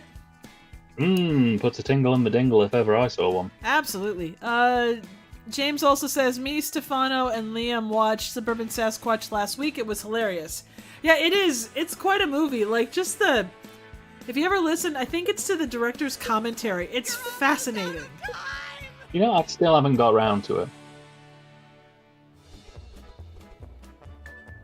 Let's see what we got here. One of those movies that I got the Blu-ray not too long ago, but I've never got around to it. It's on my dock. I'm going to try and get it done this year if I can, but... Yeah, fair. Nice job, Liam. Wow, Liam and John are kicking ass and taking names. Damn! Again, some very good scores. Well done, all. Oh, yeah. Okay, Riffers, it's the final round. Not the final round! I hadn't noticed this pegboard. That's nice. That'll be very good for hanging for storing our musical instruments. It's go time, Mama Jama. Enter your riff now. Oh god, James says we did a double bill with Cool Cat Saves the Kids, which was so bad it's bad. Yeah, that movie gonna launch another PSA while I'm here. Oh god. I'm trying to convince Trev and friend of the show John North to cover Cool Cat Saves the Kids on his podcast. I think that we could do a little bit more persuasion on that front. So if you guys have 5 minutes, please lobby Trev and John as much as possible to get Cool Cat Save the Kids recorded as a podcast. I would be very delighted to share that stink bomb. So, fuck that with a rusty spoon, honestly. Just head over and leave a comment on one of Trev's videos saying, hey, please can you and John North cover Cool Cat Save the Kids on his podcast? Or head over to John North. You know what? Hi. You know what, Dan? You're saying that we should do it. But you're not saying that you should be part of it. I'm not covering that shit. I need a full-size body condom just to watch that damn movie. Now you know Daddy Savage is love. No, he's not. He's whatever the opposite of love is by technical definition. That's what he is. Kurt says, I really want to talk about it with you guys. I think it'd be really good morale boosting. No, are you kidding? No. Hell no. No. No. You and John have at it. That John North, you guys have at it. Enjoy yourselves. I hadn't noticed this pegboard. That's nice. That'll be very good for hanging for storing our musical instruments. Do I need to call Jimmy Savile? I hadn't noticed this pegboard. That's nice. That'll be very good for hanging for storing our musical instruments. It's even perfect for David Carradine to hang out with. I hadn't noticed this pegboard. That's nice. That'll be very good for hanging for storing our musical instruments. Introducing the Danpak trumpet. Arse trumpet add-on sold separately. I hadn't noticed this pegboard. That's nice. That'll be very good for hanging for storing our musical instruments. I'm lying. We're going to hang our strap-ons and whips on this pegboard. I think that makes sense. Wow. I hadn't noticed this pegboard. That's nice. That'll be very good for hanging for storing our musical instruments. And for getting pegged with a yardstick with absolutely no passion and even a little bit of hate, and I'm sure there will be some resentment. As you'd expect. I hadn't noticed this pegboard. That's nice. That'll be very good for hanging for storing our musical instruments. No. Who did you say you were going to hang on the pinboard? Got a favorite riff? Vote now. Let's see. Shit, I lost my train of thought. Anyway, the thing you have to... lobby John and Trev down to cover Cool Cat, and ask them if they'll invite me, because I think this might be one they want to cover themselves. But if they want to invite me on a guest, I'll come along and just be the guy who talks about these films. I've been trying to lobby Movie Emporium for months, but he won't take the bait. And you guys go and lobby a congressman or John or Triv. I'm sure one of them will do. You know what? I think we need to send this one up the way to Musk and Trump. I think they would really enjoy this movie. But then knowing my luck, Cool Cat will become the new, national, he'll become the new American flag or something. Or the new American Eagle or something. He becomes the face of the FBI. Oh, God. Can you imagine? Yeah, it would be perfect. Oh, God. That would be worst case scenario. That's when you hit the nuclear button right there, as if Cool Cat became our the symbol of our nation. Although it's on the way to that, there's no doubt. Let's see here. Butch the Bully is a true hero. Butch the Bully is... TK just nailed it. Oh, wow. All gold. That was impressive. Wow.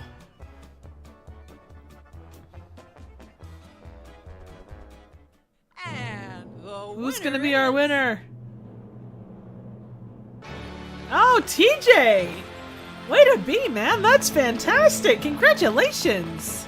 Yeah, Hell yeah. Let's give him a hand. Dan, I will tell you this. I would rather watch Setting Up a Room on repeat for like 48 hours as compared to watch Cool Cat Saves the Kids.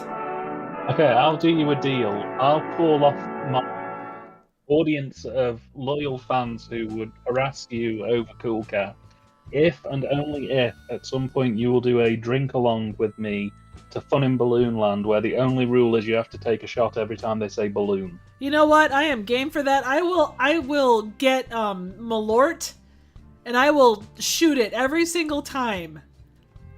As an aside to the chat as well, I picked Triv up. I'm going to send it to her in the next few weeks or so. Some Buldak seasoned potato chips. But if you want to see her, slowly basically pepper spray herself live on air, I'll be doing it too. I mean, have you seen what I did 7 Death Sweets in like 2.5 hours for that charity stream? I fear no hot chip. I'm not saying we recreate it. I'm just saying that my desk is now getting a little bit less sticky, and we need to. Folks, go ahead and jump on in. Dan, if you want to jump in as well, please feel free. Oh, you're right. This round is sponsored by Alan Alda. I never did actually check it's sponsored by MASH. Nice.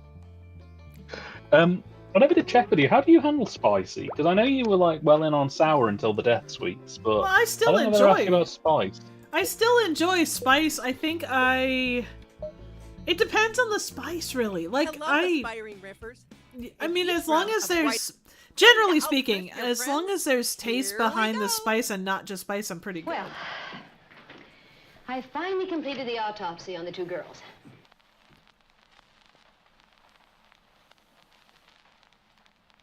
Time to bring the funny.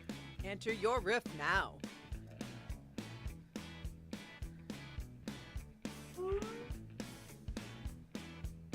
I mean, I think I shared with you, Triv, the news story about how Denmark had banned Buldak noodles because if you eat 3 packs of them back to back and you have any difficulty breathing, it could technically kill you.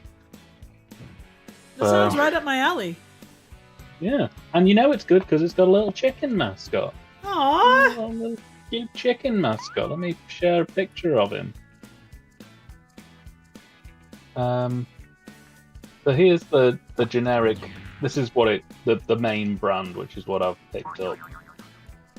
I'll just pop it in the chat with yourself and myself. Yeah, there we go. Well, I finally completed the autopsy on the 2 girls. They're definitely dead. That's good. I know how, but the mystery. Well, I finally completed the autopsy on the 2 girls. Their chest cavities were full of sugar and spice and everything nice, and boob beads. Well, I finally completed the autopsy on the 2 girls. The only content in their stomachs was Dan Pack Green. Dan, we talked about this. Well, It makes them float. I finally Like completed hell the it autopsy does. on the two girls. Did they die trying to do the shit-eating scene from Salo? Oh, God. Well, I finally completed the autopsy on the two girls. They had been buttered heavily. I know how. But the well, I finally completed the autopsy on the two girls. It's very strange. Both said made by Telsa. That's Time good. to place I your like vote, that. fellow riffers.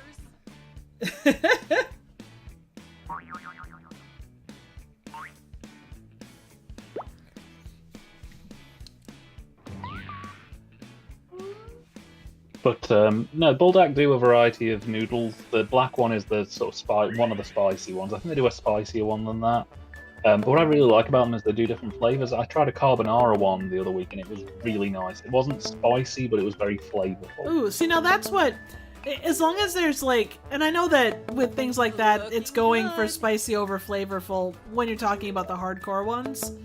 Like the chip challenge, obviously. But when it comes down to it, I am much more a fan of, like, it can be spicy, but the flavor is what makes it okay. Round two. Oh, James asked if absolutely. they're going to see the photo. Santa Claus. I popped in the general chat on the TYTV Discord.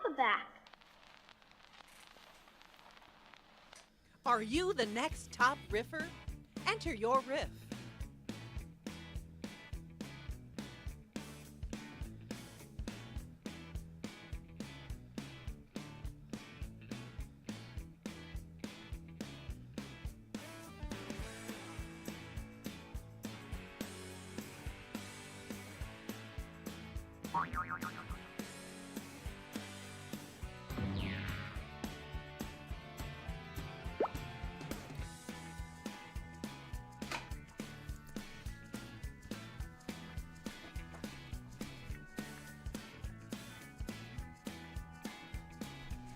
Here we go. So I don't remember seeing the movie that was just Riff. That must have been a more recent one, or maybe I just missed it.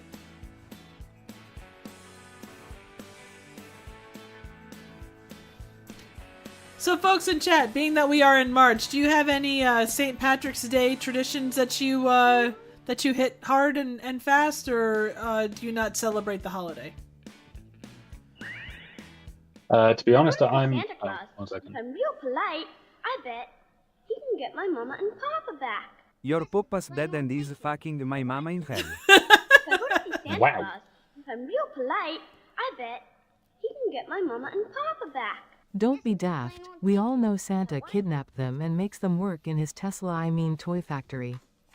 If I go to see Santa Claus, if I'm real polite, I bet he can get my mama and papa back.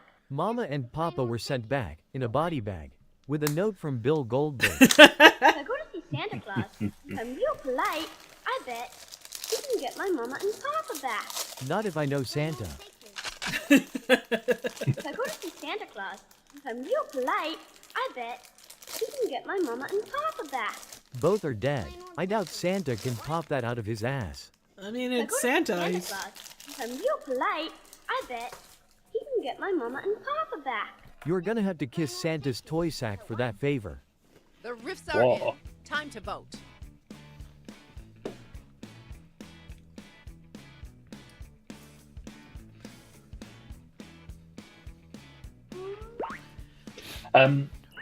So the only thing I am celebrating in regards to St. Patrick's Day is the fact that we're finally, for the first time in the UK, getting the Shamrock Shake. Oh, nice. Which is bizarre when you consider that it's supposed to be an Irish-themed milkshake, and Great Britain has never had it before. It'd be a bit like if fish and chips just never came to England, but we were known for it for some reason. That would be weird. Yeah. So I'll be basically celebrating by doing that. I look forward to it. And then basically it's Easter, which basically gives me an excuse to risk diabetes by eating a bottomless amount of chocolate until I either throw up, pass out, or throw up and then pass out. Sounds like a good combination. I like it. Pretty solid. Made with Dan Pack, of course, to help him slide down even easier. Do you have Dan Pack Easter? We do. It's basically like a chocolate spread, but it ain't chocolate, my friend. Oh, damn. Let's see. Can I risk a stupid question? Jen says, why do you guys call it fish and chips? Well, originally we called it coddy wobbles and potato munchies, but people got a little confused when they got off the plane, so we tried to simplify it down as much as possible. Yeah, Reggie's our friend. We should help him. We've got to let Reggie know that we're not happy. That we don't like what's going on, right? It's that time again. Enter your riff now.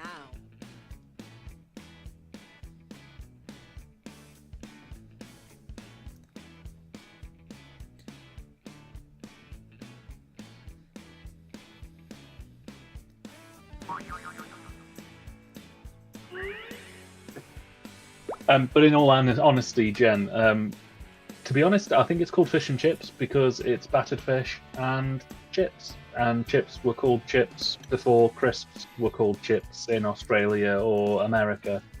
So I think that's why it's called fish and chips, because it's literally fish and chips before chips were chips. You know what I mean? Fair point, I think. Let's see. Kurt says, St. Paddy's Day was my paternal grandfather's birthday, so I'll spend St. Paddy's Day feeling rather sad. I'm so sorry, Kurt. The mouths don't match the dialogue as of that I Believe in Santa clip. Liam says, my favorite fact about Santa's sleigh is that Bill Goldberg met his wife, a stunt performer, on set. She only did it thinking she was going to work with Jeff Goldblum. And TJ asked, Jeff Goldblum as in Jurassic Park. Yes. Bill Goldberg, Wait Jeff a minute, Goldblum. you mean Jeff Goldblum as in Buckaroo Banzai? Also true. Jeff Goldblum as in the jazz album Jeff Goldblum. Jeff Goldblum as in, that is a huge pile of shit. I need to watch Jurassic Park again. It's been too long. Yeah. I need to watch Carnosaur. You know, I've seen Carnosaur 3, but I haven't Okay. seen any... I feel like we need to change that, man. But it's because Carnosaur 3 here was called Species or Endangered. Liam, you've got 6 seconds, just so you know. 4, 3. There you go. Good job, man. Yeah, Reggie's our friend. We should help him. We've got to let Reggie know that we're not happy. That we don't like what's going on, right? Let's sue John Lasseter for sexual harassment and then plagiarism. That's good. Reggie's our friend. We should help him. We've got to let Reggie know that we're not happy. That we don't like what's going on, right? And maybe we're not happy because we are talking food trash that he should have thrown us away. Absolutely. Yeah, Reggie's our friend. We should help him. We've got to let Reggie know that we're not happy. That we don't like what's going on, right? Yes, burn the house down. Burn it all down. Yeah, Reggie's our friend. We should help him. We've got to let Reggie know that we're not happy. That we don't like what's going on, right? We've got to kill that fucker in his sleep. Yeah, Reggie's our friend. We should help him. We've got to let Reggie know that we're not happy. That we don't like what's going on, right? Let's Dan pack his ass. Baba Booey. Oh no. Yeah, Reggie's our friend. We should help him. Well, get on that, Dan. We've got to let Reggie know that we're not happy. That we don't like what's going on, right? He's a cunt. Got your favorite? Vote now. Quickest way to a very soggy raccoon. That is for sure.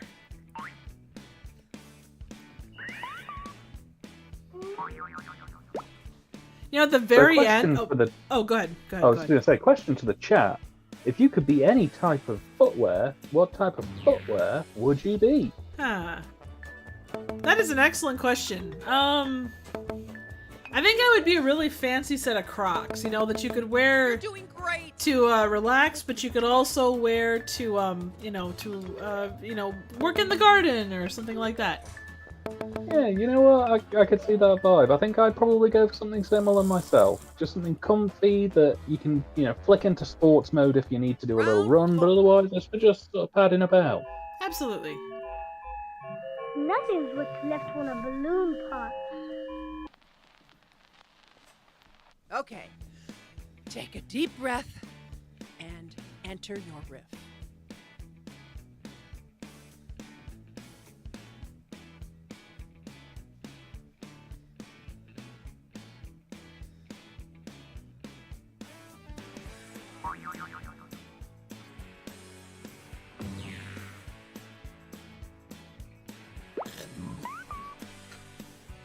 Let's see. Kurt says he would be a pair of Chuck Taylors. Nice. Nice. So back to you, Dan. What would you be? I think, like I said, I think I'd probably go for maybe a comfortable croc, maybe some kind of slip-on. Something that I feel like you could kind of pad around the house with if you were just trying to be comfy. But if you needed to do a bit of garden work, maybe trim some roses or trim back a bush or two, you could just flick the kind of grippy thing on the back so that it holds your feet in place, and you can just step onto the grass and just toss them in the washer. Nothing's what's left when a balloon pops. If the sum of the square root of the hypotenuse is equal to the sum of the two remaining sides, why is a mouse when it spins? Nothing's what's left when a balloon pops. Oh crap, it's Butch the Bully. Nothing's what's left when a balloon pops. Is this the movie It? Mm-hmm. Nothing's what's left when a balloon pops. He just got Vietnam-style flashbacks. Nothing's what's left when a balloon pops. Nothing is a guy that wears plaid. What a dick. Nothing's what's left when a balloon pops. Fun in Balloon Land is directed by Nicholas Roeg. Okay, we all had a good laugh. Now time to vote. So the person that said, is that It the movie? I feel like that would be It the movie if Stanley Kubrick did it, as compared to Stephen King. John says he wants to be some Converse All-Stars. Nice, stylish and speedy. Absolutely. TJ says a pair of slippers. Comfy. I like it. Swevicus says he's scared to death of balloons. Not a shoe. Try again. But still, we feel bad for you. Yes, we do. Well, you know, and Dan, you know that... Oh, sorry, go ahead. God, I was going to say anything's a shoe if you're brave enough. I mean, you're not wrong. Mm. Anything is a dildo if you're brave enough as well, but, you know. Oh, yeah. Also, you have to tell the, with Crocs, you can get multiple kinds of accessories. Like, you can get eyes for your Crocs. You can get little, like, snow plows for your trucks. You can even get truck nuts for your Crocs. Everybody loves croc nuts. Absolutely. Would you check out the riffing skills? Especially gold ones. Nicely done, Dan. Thank you. Thank you. Okay. It all comes down to this, folks. Make it count. Round. Feels like a part of my own body. Go time, Mama Jama. Enter your riff now.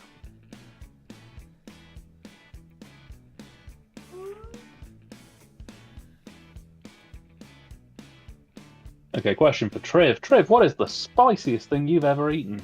Oh, God. I know it's technically sour, but the way it burns your face, or the way it left my mouth, I'm gonna say those death sweets, just because the inside of my mouth was, like, it did peel, and I don't think that the inside of your mouth is supposed to peel.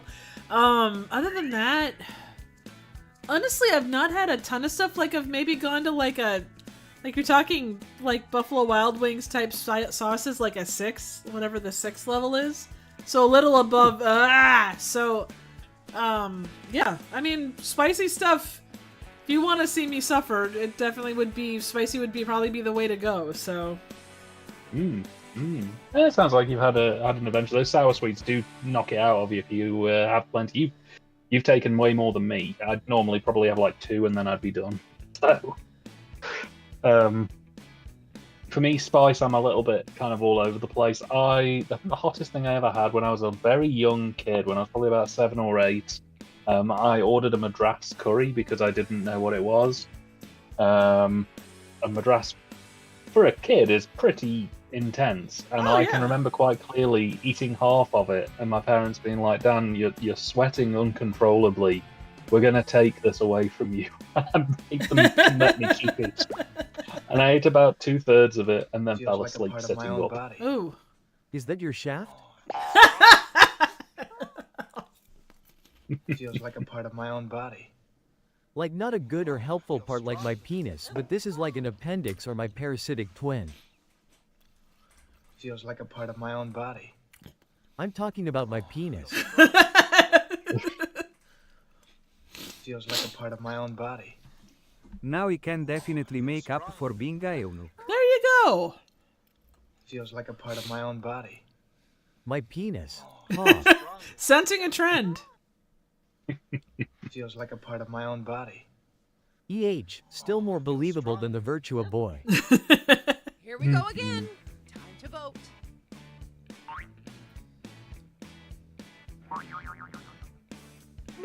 Oh, let's see here. John says, let's see. TJ says, the one time my sister made me some very spicy chili. Oh, John, yeah, that stuff can knock you out. yeah, no doubt. John says I've done the one chip challenge. Holy shit, man. Is Impressive. No doubt. Are you're still on fire? Cause damn. Let's see. Yeah. Liam says I've done the Nando's Vusa XX sauce once. Oh yes, I've done one of the Nando's sauces and my lips swelled up like Billy Piper and I couldn't talk properly for a few days. It was very interesting. I might have been allergic to it. Sounds like the you jury's might still have. out. I've never tried it again. Yeah, that sounds a little bit bad. Dan starts to sweat like Robert Hayes in Airplane. Yeah. All right, congratulations, Liam. Way to be. Let's give each other Nice. All right, I want to make sure that we can get a rotation of folks that haven't been in here. John, I know you haven't been in here. TJ, I don't think you were in this round, so I want to make sure you guys can get back in. So I can sit out, that's not a problem, but... I shall jump out as well, because I've been in this one. If you want to jump in, Trev. Oh, I It's was up to in the you. last round. Oh. It's good to know that I'm that memorable that you didn't see that I was part of it. Oh, God! Change the name every single stream. Why can't you just be TYT Trev or something like that? Something cool. Oh no, Stefano, I'm so sorry. I hope, I mean, yeah, definitely sit this one out. Get what you need to feel better. Yes. I'll send you some emergency supplemental Dan pack. Oh, God. Don't eat it all at once. No, It does not- have medicinal healing powers. No, you're not sending him Dan Pack. I'm not taking responsibility for that shit screwing him up worse. It's alright. It's all natural. That means RFK nothing. says it's alright. Yeah, and so is Botox. It doesn't mean it's good for you. So is chewing on a blowfish. That is also not a good idea. All right, RFK smears it on his ball sack every day and says he feels 5 years younger. Yeah, he also has brain worms. That is not an indication of anything. Those brainworms have sponsored Dan Pack this far, and I will not have you besmirching their character. You hear that? The brainworms support Dan Pack. So if that doesn't make it a not good thing, also Cool Cat saves the kids not a good thing, then nah, absolutely not. 8 out of 10 brainworms prefer Dan Pack. You say that like it's a good thing. You'll all be wanting them by the end of the year, just because there's just been an unpopular person as of now. You know what? You're not wrong. I think that brainworms probably do make the world a little bit easier to deal with, but shit, man. I like to imagine them as that green slime in Futurama that you can stick to your head and it just makes you forget everything other than give other people green slime. Oh, yeah, you're not wrong there. But also the green slime in the movie Green Slime wasn't really all that nice of a thing, so No. I leave my judgment open. Even Elmer endorses Dan Pack. No, I can believe that. You know, that doesn't surprise me. Yeah, Liam, go ahead and join in. John, if you want to join, go ahead and join. Dan, go ahead and join too if you like. I'll give it another minute just in case anybody else wants to jump in. Yeah. And if not, I shall. But yes, I do hope you feel better soon, Stefano. Absolutely. Oh, and Liam, you have a question for the ball. So if you have a yes or no absolutely. question, the ball knows all. Absolutely. Speaking of Dan and or Chet, if you had to pick a parasite to infest your bowels or your brain or whatever, what kind of parasite would you pick? Fox News, life would be so much easier.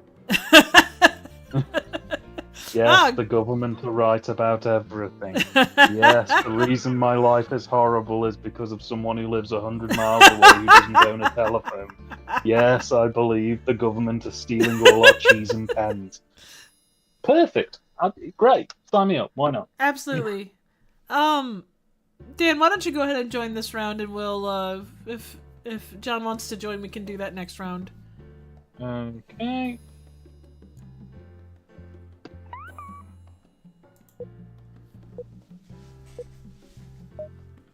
I like how Kurt right away said Hello, tapeworm. aspiring riffers.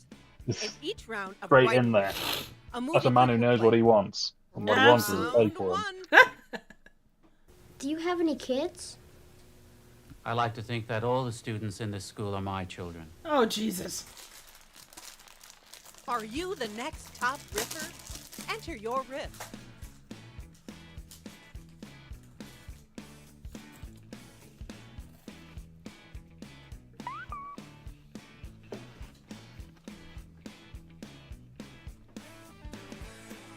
Actually, if I could pick any parasite, I'd go for the luck virus from Red Dwarf. I could see that. That would be good. Or that weird animal magnetism one that Rimmer gets in Series 8. That could be fun. I could see that. That would be fun. I think, the ones that gave Fry, like he ate the was it egg salad or sushi that he ate from the gas station, and they created like a whole culture, like an advanced culture inside of him. Yeah, that was the egg salad sandwich. Yeah. I would go with that, because I feel like ultimately it would be a helpful Do you have any kids? I like to think that all the students in this school are my children. One way or another. Do you have any kids? I like to think that all the students in this school are my children. Hi, I'm Chris Hansen, Dateline NBC. Do you have any kids? I like to think that all the students in this school are my children. I luckily haven't been visited by Chris Hansen yet. Do you have any kids? I like to think that all the students in this school are my children. I like to think it because I've been shooting blanks for years. Do you have any kids? I like to think that all the students in this school are my children. Phrasing Principal Zod. Do you have any kids? I like to think that all the students in this school are my children. FBI, open up. Time to pick the funniest riff. Vote now.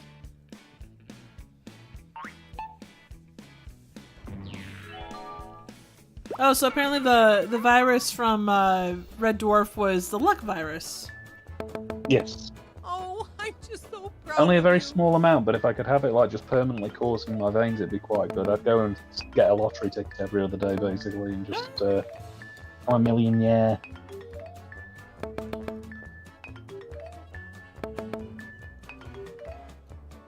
Oh, you were talking about the big eggs that are sold over there at Easter. You'll have to let me know if you want one from here, like that's full of gremlins. Also have a body. Ooh. Time to bring the funny. Enter your riff now. Which reminds me, question for the chat and for Triv: if you could eat any foodstuff in egg form, what would you eat? Does it have to have a yolk, or you just mean like in an ovoid type of look? Whatever food that you like the most will be compressed into an egg-shaped mold, and that egg will stay perfectly egg-shaped while you eat it. So, for example, if you choose spaghetti and meatballs, it will be poured into an egg-shaped mold, sealed perfectly. You can sit there with a big old egg. The egg will be about the size of a small child's head, and you can just like bite chunks out of the spaghetti and ball egg. I think I'm gonna say a Scotch egg. You want a Scotch egg? Yes. Or is it an egg Scotch egg? Or is it a Scotch egg? Or is it a Scotch egg? That's a good question, and I don't know the answer to that. It's a great choice, I'll give you that. Yeah. I was thinking maybe like pizza or lasagna or... Oh, Kurt says an Italian beef egg. Ooh, nice. I could see it. Maybe like a full English breakfast compressed into an egg shape. See, but I like to eat all that stuff separate. Like, I don't need it separate on my plate.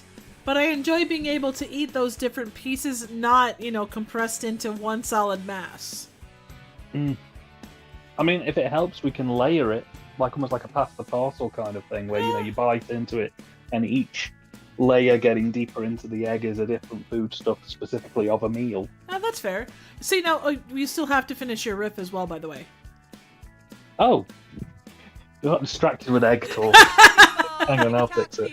I mean, if you want to look at it that way, it's damn near kind of a 7-layer salad. Every doll must have a head and also have a body. And sometimes a killer to slash the said head off the body. Every doll must have a head and also have a body. But their souls are missing, hence why Santa kidnaps children. Every doll must have a head and also have a body. But Susie's doll right here also includes a tapeworm. Hooray! Every doll Hurrah. must have a head and also have a body. Egg. Every doll must James, have a that head actually and reminds me, you also haven't brought have up a body. cheese yet. We then take Anne and Dick over to the sex doll workshop. Nice. Every doll must have a head and also have a body. Hi, I'm Chucky. Wanna play? Time to place your vote, fellow riffers. Cheddar. Jackass. Let's see. Actually, Aylmer would be a pretty terrible parasite. He'd be good as a weapon. Liam says brain damage is such a surprisingly tragic film. Oh, it absolutely is. James says it's actually my favorite drug movie. Yeah, that actually brings up a good question for chat. What is your favorite drug movie? Like Drug Runners, Narc guys, whatever. Puff and stuff. 100%. Or that would be a good point. If you're on drugs, or if you're enjoying drugs, what movie do you like to watch while you're imbibing said substances? Kurt says Up in Smoke. A very good choice. Good choice. Good choice. Hey, have you seen they're making the last Cheech and Chong movie? No, I didn't. It's weird. It's like, so they're making a final Cheech and Chong Also, movie. Dan, you need to vote. Oh, there you go. You've had too much Dan Pack, haven't you? I've been eating it since we started the stream. Oh God, your ass is more butter than ass at this point. A real case of margarina.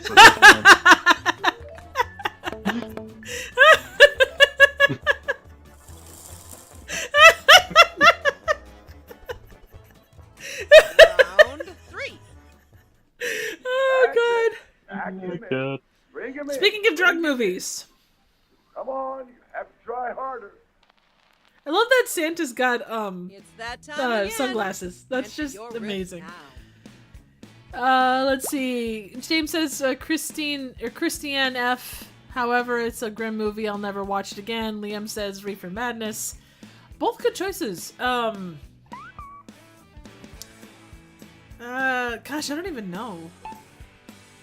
That was what I was going to say. Cheech and Chong. They have one last film they're currently working on, and it's weird because it's kind of a hybrid documentary and film. Really? Yeah, so it's them kind of driving through the desert in character, but they keep flashing back to new documentary footage explaining how the two people who play Cheech and Chong met and formed a comedy trio and all the film stuff. And it, Bring him in. yeah. Bring him in. That is so weird. Come on, you have to try harder. Average day at the Danpak factory. Pack True. him in. Bring him in. Bring him in.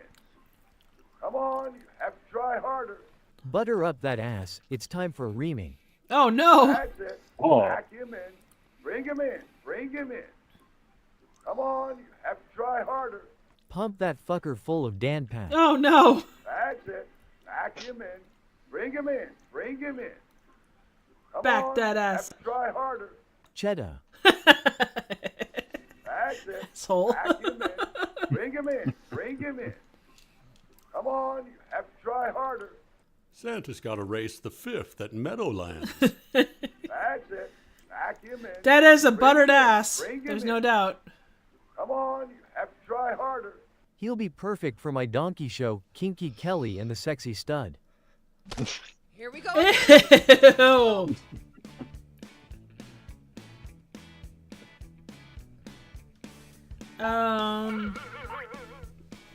See, Roger Corman's A Trip is the one I'm eager to check out at some point. Jack Nicholson wrote it.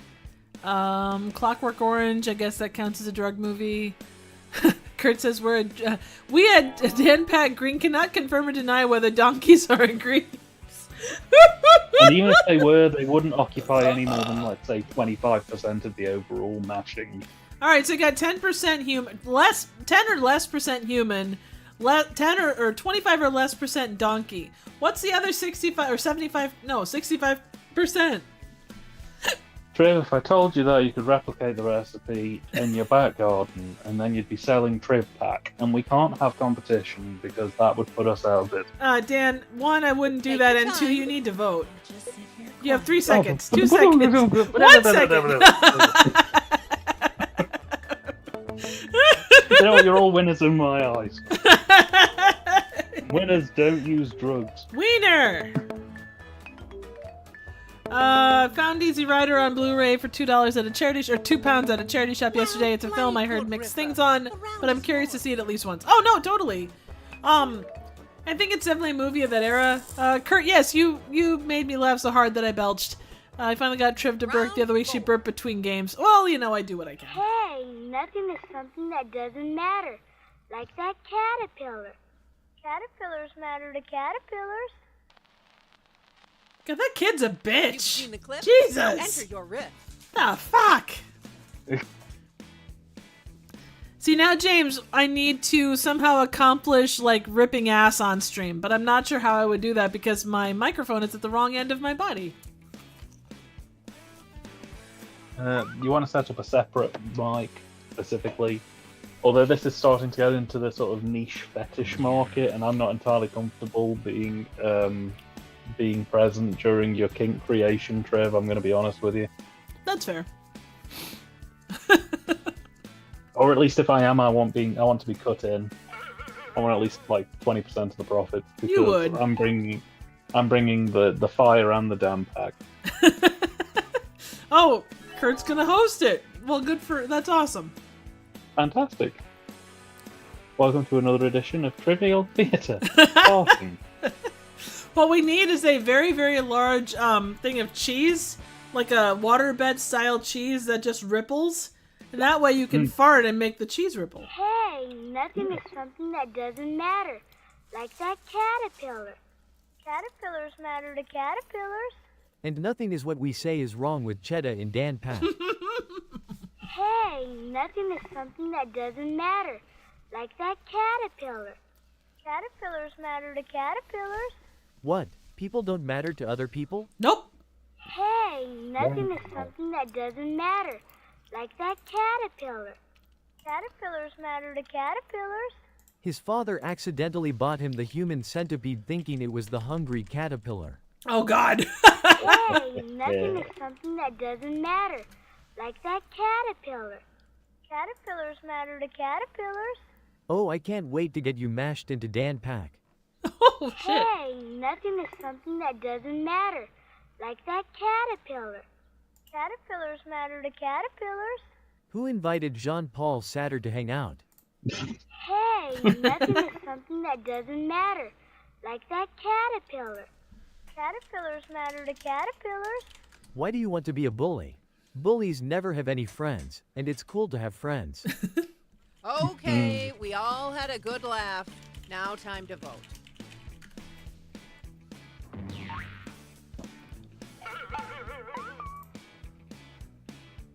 Hey, you remembered to vote this time. I'm so proud of you.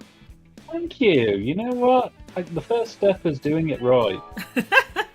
I've previously been putting the phone between my butt cheeks and I haven't been selecting shit other than shit. Man, I do not want to be around your specific phone. Well, look at you. Holy shit, Liam, you're cleaning up hardcore. Congratulations. Nicely done. Yeah.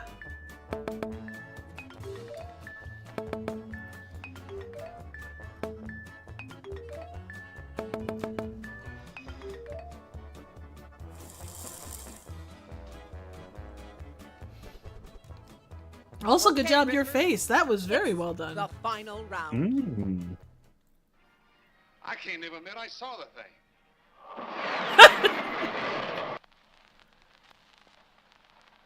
It's that time again.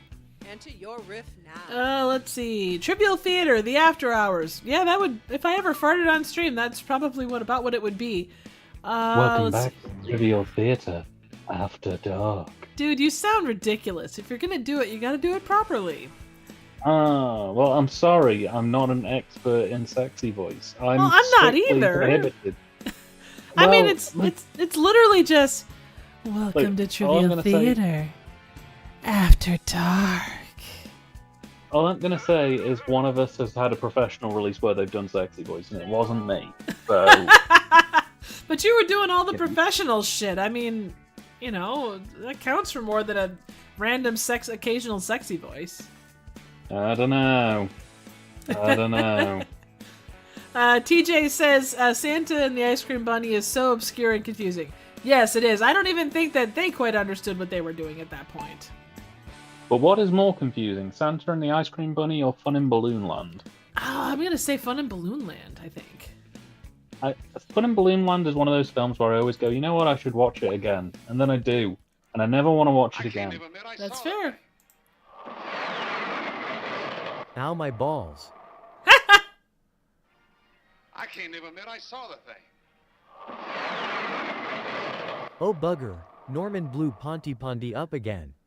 Oh no! I can't even admit I saw What, he knocked Price? Here's hoping that Elon was on board in that crash. Oh shit! I can't even admit I saw the thing. Chriswell predicts.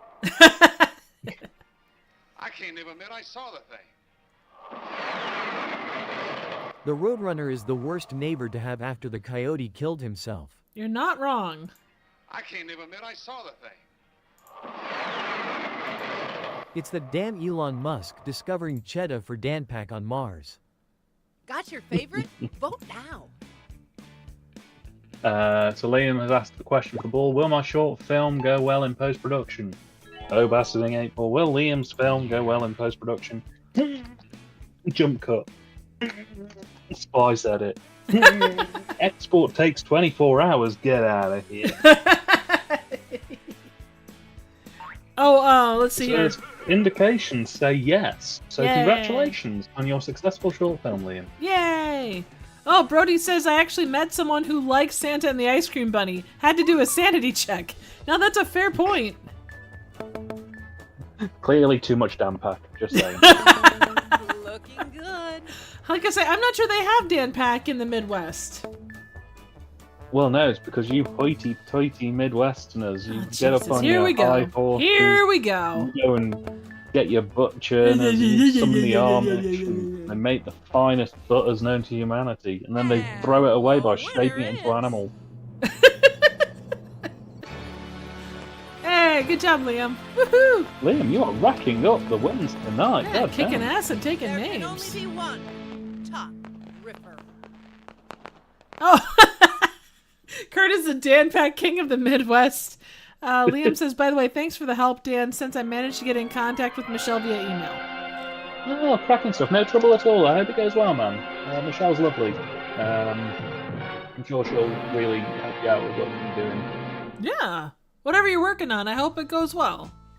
If you can break in or even just get the experience of it, that's fantastic. Alright, winner was Liam. Pie Eater was James. Old Lady Demon was Your Face. Mr. Genie was Malort. Johnny Kroll was TYT Dan, or Tight Dan if you were so engaged. And King Mushroom was TJ. Alright, we are at 8:05. I guess we can kind of... It's up to you guys if we... Like, a couple more games, I would assume? Or what are you thinking? I'm good till past. Okay. So we'll plan to go until... Well, yeah, another half hour or so. Alright. Another couple of games, I reckon. Absolutely. Alright, go ahead and jump on in. It's riffing time. Everyone, head to rifftrax.games. I think at most everybody has gotten at least a couple games. Jump in there, though. I'll hold back, and if we have a full party, then... Alright, we got a full party. Nice. Well done. Like I say, join in the chat if you are so inclined. Hello, aspiring riffers. In each round of Writer... Round 1. Hey TJ, your name is part of the room code. Please follow directions on how to cross the street. If you don't, you might get hurt. Are you listening? No! My ears are at another attention. Liam says, we've been filming this week and again for a couple of days next week. We're shooting on mini DV. Oh man, that is a blast from the past. It's no doubt. I mean, I initially started by editing on VHS, but when I sort of started studying film professionally, mini DV was kind of the hot new thing. So what you're saying is you're old. Yeah, when people are like, hey, we're shooting on vintage, we're shooting mini DV, I'm like, oh my god. It's like that bit in Saving Private Ryan where Matt Damon ages in real time. Just, oh.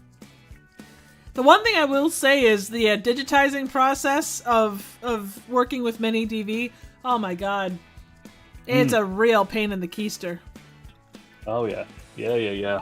Absolutely. I mean, we were quite lucky in the sense of we had the professional decks when we used to do these sort of things, so it had auto sync on the counterclock, nice. so you weren't. But yeah, trying to sync the footage and get the fire wires working was just a pain in the arse. Oh no! All this to look 100%. forward to, Liam. Best of luck. Well, and if something would happen to go wrong with your footage, you always have that physical copy as backup, which is nice. Yeah, I've got a safe full of mini DV tapes at the minute, just below my desk with all of my early films on them. Is it full of Dan Pack as well? Please follow It is directions on indeed. how to cross the street. If you don't, you might get hurt. Are you listening? Oh god, giant fleshlights.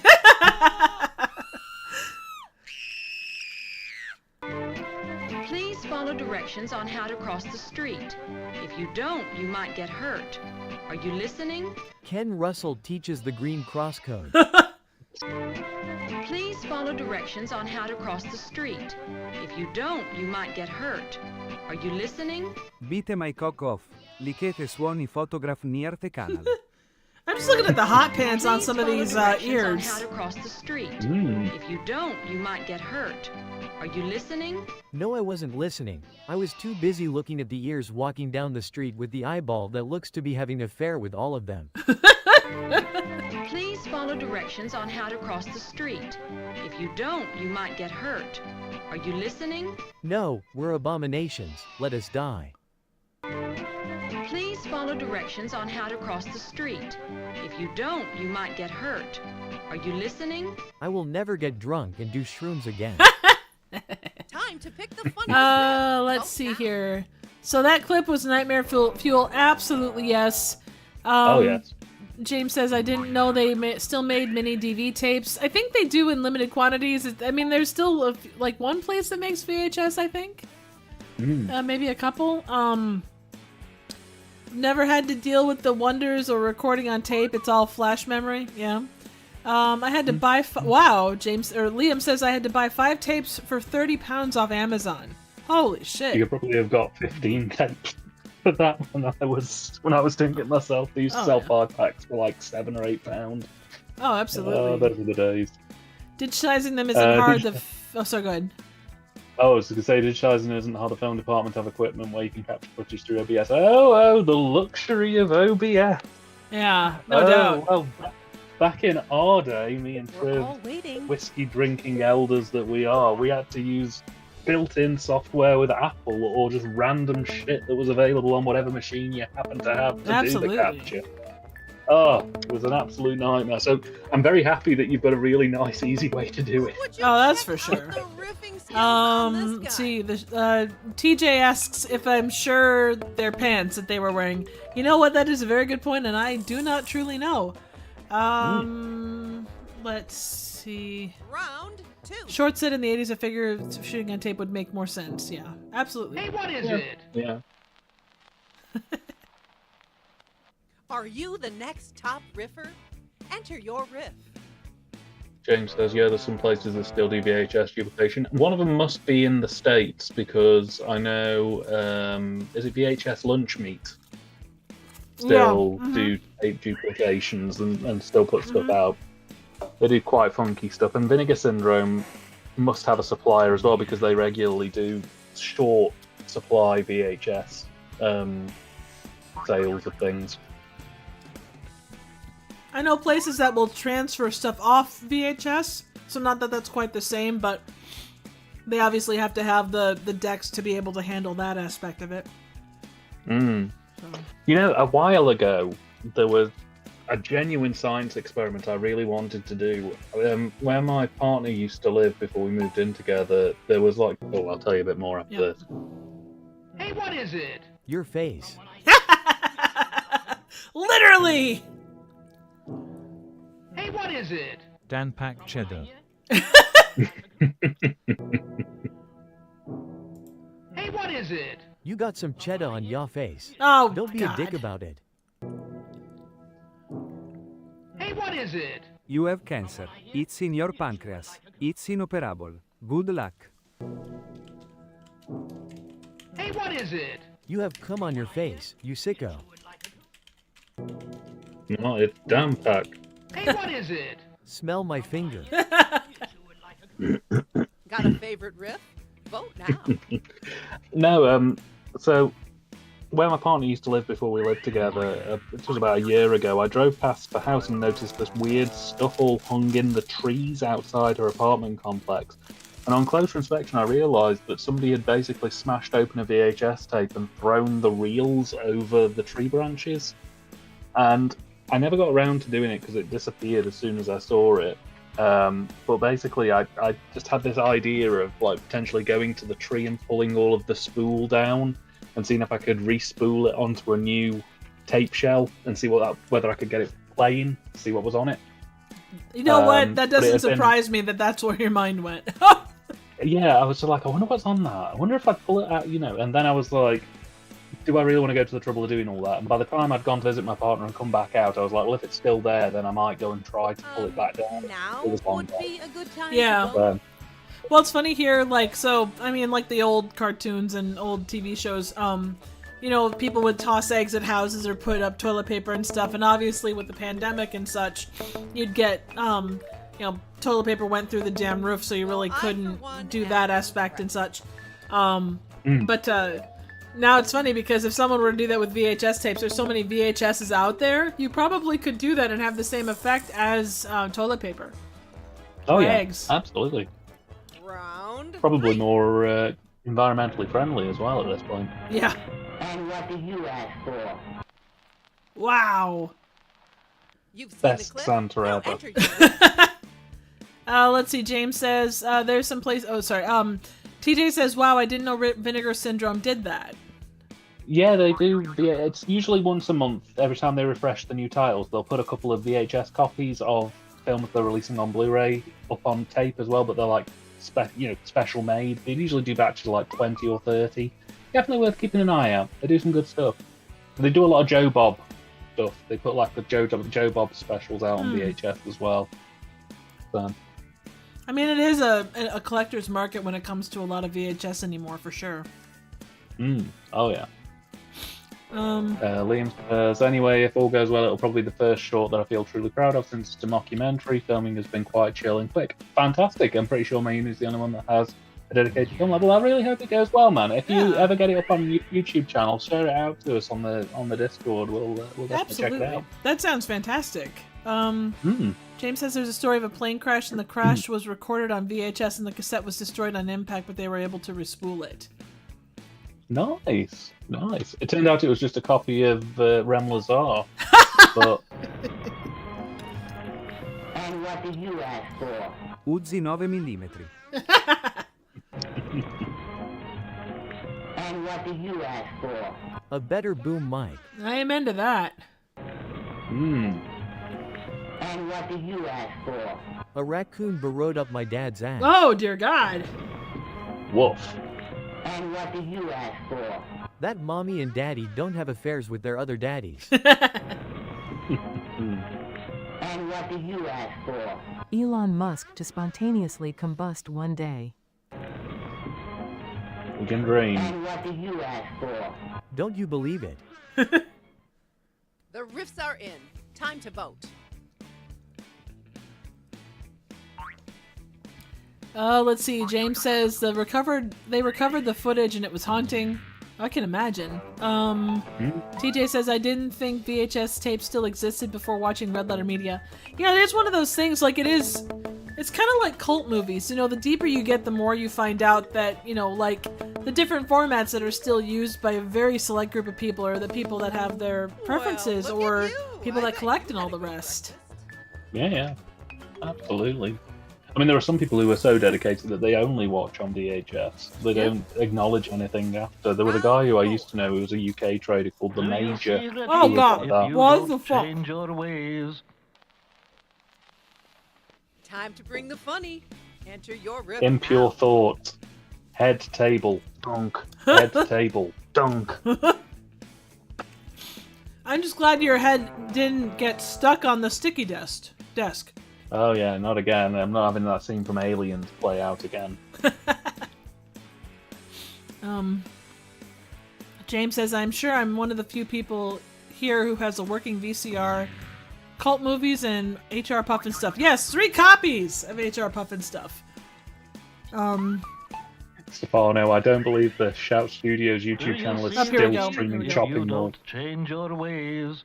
I'll tell your parents what you do to me every Saturday. Oh, God. Do you see, Reggie? Whoa. If you don't change your ways. Every lonely man's fantasy. A pocket pillow.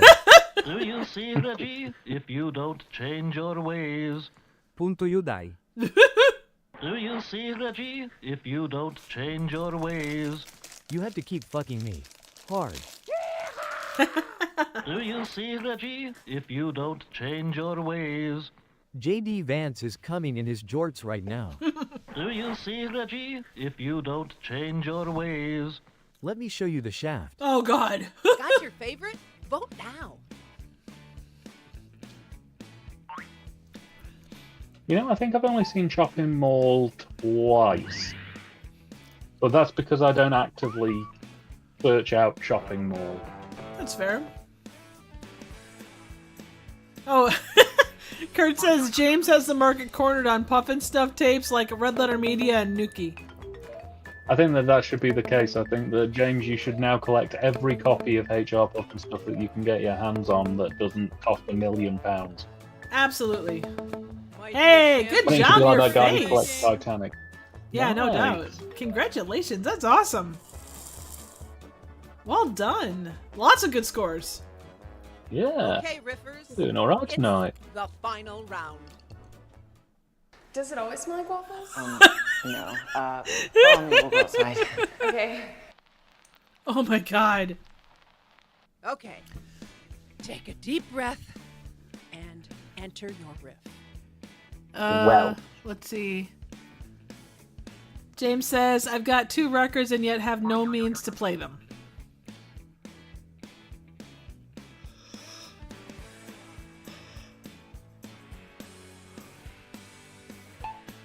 So, question to the chat. What is your favorite format for media consumption? Be that streaming, VHS, smoke signals, whatever. I'm gonna go for Allegory of the Cave Shadow Puppets. You know what? I appreciate your commitment to obscure formats. Thank you. Thank you. You know, you see things in 4K and you realise, you know what? I need this recreating by 2 cavemen doing shadow puppets on a wall. No. Follow me, we'll go outside. Okay. Usually it smells like Eric Roberts. Does it always smell like waffles? No. Follow me, we'll go outside. Okay. Consumer product warning. Eating waffles with Danpak spreadable might cause you to compulsively watch puppet pornography. Does it always smell like waffles? No. Follow me, we'll go outside. Okay. Homer Simpson's been making his moon waffles again. Oh no. Does it always smell like waffles? No. Follow me, we'll go outside. Okay. You should have bought the 2 pound Blackberry Bed Nobler più. Does it always smell like waffles? No. Follow me, we'll go outside. Okay. It doesn't smell like blue waffles, right? I just used my pocket pillow. Oh God. Does it always smell like waffles? No. Follow me, we'll go outside. Okay. Then I shall show you my waffles. Got a favorite riff? Vote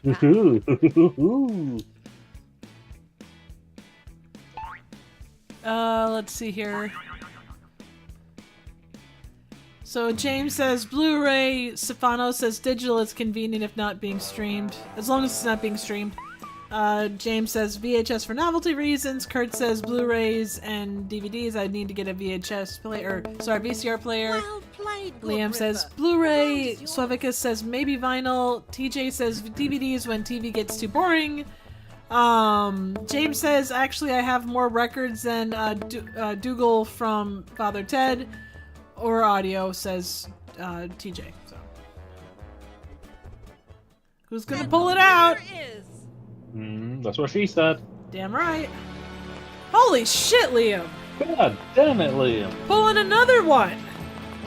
Remember, I'm going to ban you from the show if you keep winning like this. only people who didn't win. Man, that's a hell of a score. Yeah.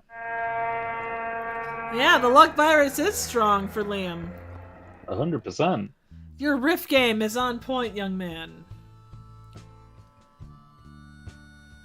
Alrighty, do you want to go one more game? Yeah, go on then. I can do one more. Alright. Liam says it's all about, it's all that Dan pack. Oh, sorry. Guitar Noodler was James. Surly Dollmaker is your face. Burley attended is Swevicus. Voice of Duffy the Cat was Jen. Alrighty. I guess we'll go one more game. I'm good just sitting out. You guys go ahead and play. I'll just charm you with my effervescent style of asking weird, stupid questions. Not involving Cool Cat. She's going to be making the prototype bars of Triv Pack. And I'm going to be honest with you. They're not going to be as good as Dan Pack because we've had at least an hour's experience.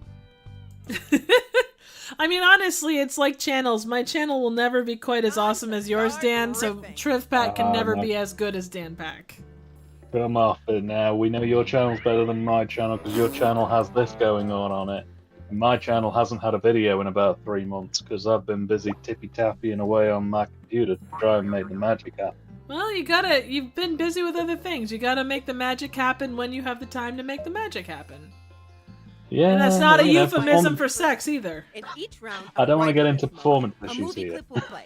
Every clip has a spot to write your own joke or riff. We pack Dan Pack with the luck of the Midwest. You can choose a Hey, everyone in chat, what is your favorite euphemism for sex? At a slight point deduction. Everyone's riffs are played back, and you vote for your favorite. Dan, what is your favorite euphemism for sex?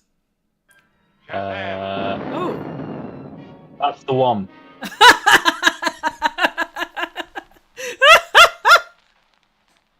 So Are you the next top riffer? Do you also cause all that smoke because that's environmentally not very friendly? Yes, I do. It's actually a downside of being an older man. Basically, once you get past a certain age, you know, it's less setting the room on fire and more just setting smoke off from various places.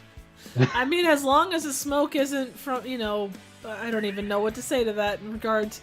Yeah. Good. Okay, so we got two people who say making whoopee. Classic. If there is a classic, then that is definitely classic. I have an increasing fondness for the fact that everyone in the sitcom It's Always Sunny in Philadelphia always refer to sex as banging.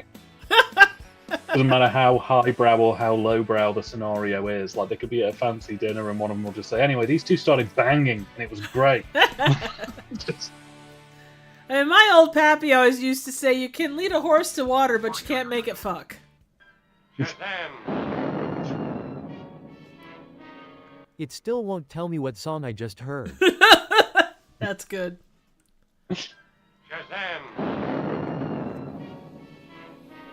I just had sex. Nice.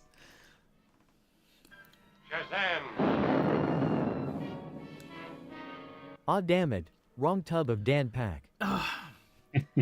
The Dan Every Pack time. Shazam is never a good one. Ow, my balls. Trying to tell the future again is a dangerous game. And he becomes a slightly shorter adult man? Yes.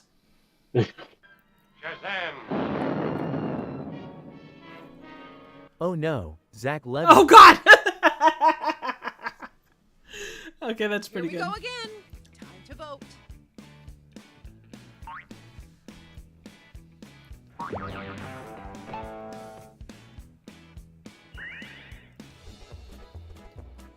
Wow, that was fast and definitive.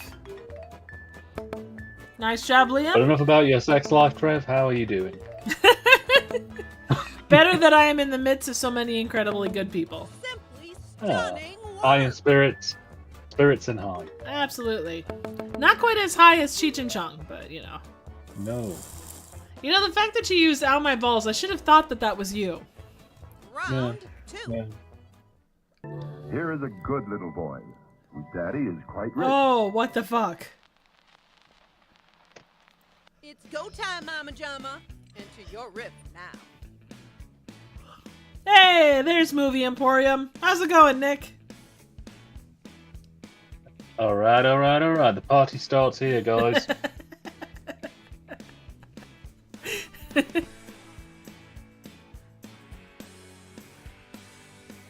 stream stays young and I keep the same age. Yeehaw. Oh, Kurt asks you, how is your sex life? That may be a ball shaker. Oh, I thought he was doing a Tommy Wiseau. I thought it was. Anyway, how's your sex life? Oh, I'm pretty sure he's doing that, but I'm just saying it should be a ball shaker. Yeah.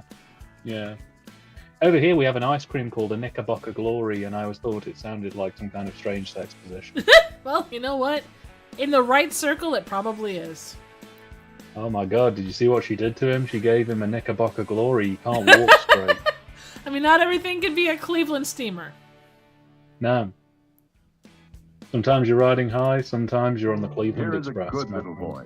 Sometimes Daddy you is have quite weird Is his shoe name polish Trump? eyeball. Oh, God. Here is a good little boy whose daddy is quite rich. He may rich, but he's a cheapskate at will. Here is a good little boy whose daddy is quite rich.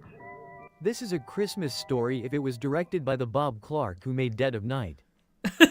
Here is a good little boy whose daddy is quite rich. A young Elon Musk ponders his fate of fucking up the United States in 2025. I mean, there you go. Here is a good little boy whose daddy is quite rich. He'll be used as a human shield at the White House press briefing. Oh, shit. Here is a good little boy whose daddy is quite rich. His daddy made a living shoving Dan Pack up his ass for a paying audience. Okay, we all had a good laugh. Now time to vote.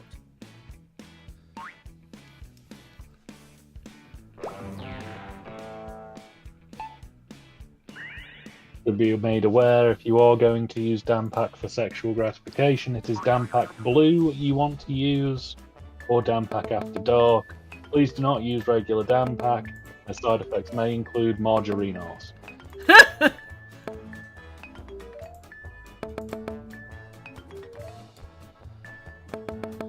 Doing great there. Don't get cocky. You heard them. You heard the woman. Don't get cock. E. Wow. Yeah. Round. Man, that middle of the board is close.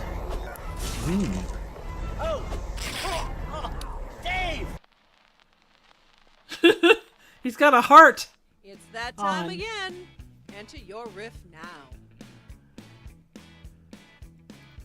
Liam says, I watched A Christmas Story for the first time last Christmas. I really enjoyed it, although it hasn't been as overexposed in the UK like it has in the US. No, absolutely. I mean, you've got normally at least one channel that does, like, yeah, exactly what Nick said, a 24-hour stream of that. So at least on one channel, if not two. I know that TBS does it. I'm not sure if TBS and TNT do it or not, so... I still haven't forgiven Apple for signing up all the rights for all the Peanuts films and then putting them exclusively on Apple TV. Yeah, that's just... Yeah, that's too much. Or to HBO for taking Sesame Street off PBS. Well, now it's not on at all, is it? Like, it's completely No. off the air. Yeah. Bastards. It's really Write to your mean. congressman, or at least your damn pack provider. Let's see if we can get something done here. Write to Jonathan North. Ask him if he can get Sesame Street back on the air. He might know someone. I don't know. No doubt. Liam, I think it feels mean-spirited by 2025 standards, but, like, I remember watching it back when I was a kid, and, like, talking to my parents who were sort of that era, like, that was not outside the box. But agreed. Dave's not here, man.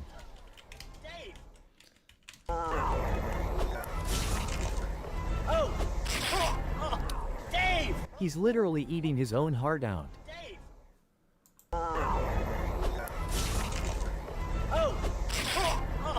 Dave! Balls. Meow.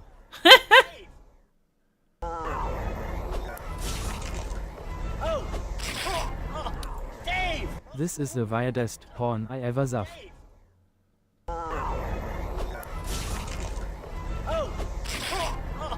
Dave! Cannibalism. Sponsored by Danpack. Only partially combines. Still preferable to getting your dick ripped off. Very true. Time to pick the funniest riff. Vote now. So I only saw A Christmas Story for the first time a couple of years ago now, and yeah, you know, it is a little bit mean-spirited in places, but I kind of admire the realism of it. It does feel very accurate to Christmases pre-internet, and you know, of that time especially. The only thing I didn't really get on with was the very, very end, which just seems to come out of left field a little bit. What, you don't want to have a Christmas duck that smiles at you? Yeah, like the entire rest of the film, I get it, and it works fine, but that final scene, for some reason, just always kind of jars a little bit. Yeah, that's fair. Let's see here. Dan, I'll never understand the peanuts thing, agreed. You know, you hate to say that there are things that are institutions and shouldn't be fucked with, but there are some things that are institutions and shouldn't be fucked with. Yeah, to gatekeep it that hard is weird. Hmm. What the?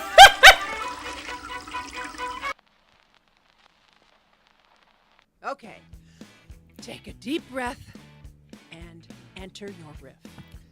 Let's see. Nick says, Dan, if I write my congressman, they might send the mouse on me. Depends which mouse. If it's Mickey, you're in trouble. If it's Mortimer, I hope you're up for some kissing. Yeah, absolutely. Liam says, I should reiterate, it's mean-spirited but endearing mean-spirited. I felt awful for laughing at the frozen tongue bit. I don't know, I knew very few people as a kid that didn't do something like that, and I think part of it was because of, A Christmas Story. Hmm. I always like the bit where she dresses the kid up in about 80 layers and sends him out. Yeah, exactly. Like, if you're in the Midwest, or I'm sure, like, when it gets cold over there, too, you do kind of have that, like, you dress in so many layers that you can't move. Like I'm sure you hoity-toity Midwesterners have personal butlers who carry heaters wherever you go. 100%. My butler has a butler. Evie average teenager fishing their cell phones out.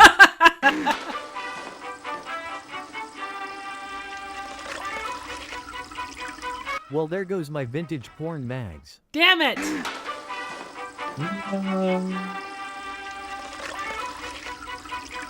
The Epstein Files. Released. It's the right place for him. No, that's where the people that were on the Epstein Files should be. Norman roots around in the toilet. You can't grow plants out of a toilet. He seems a bit too comfortable rooting around in the toilet.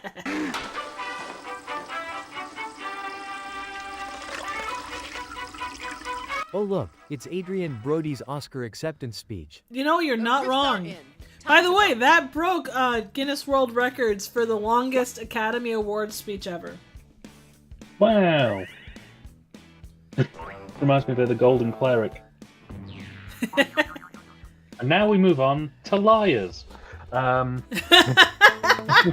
good.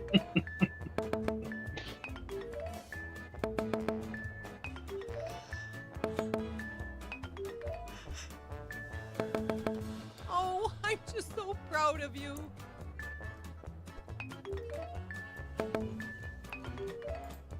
The Riffbot said I was the prettiest girl at the party. Well, yeah, duh. Okay, Riffers, it's the final round. Dr. Kruger, Colonel Banks speaking. Would you mind coming into my office right away, please? You've seen the clip? Now enter your riff.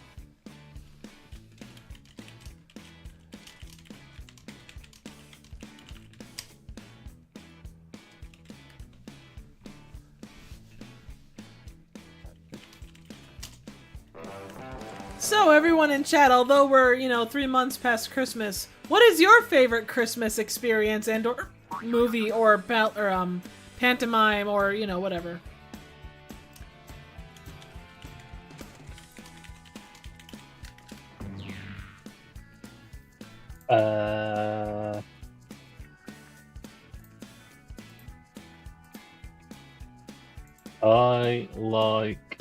There's an advert that I always enjoy watching around this time of year that is from a Christmas themed mall, and they ask the people who run the stalls in the mall what their favourite thing about Christmas is, and the responses are my favourite thing I've ever heard, because the answers are wonderfully delivered.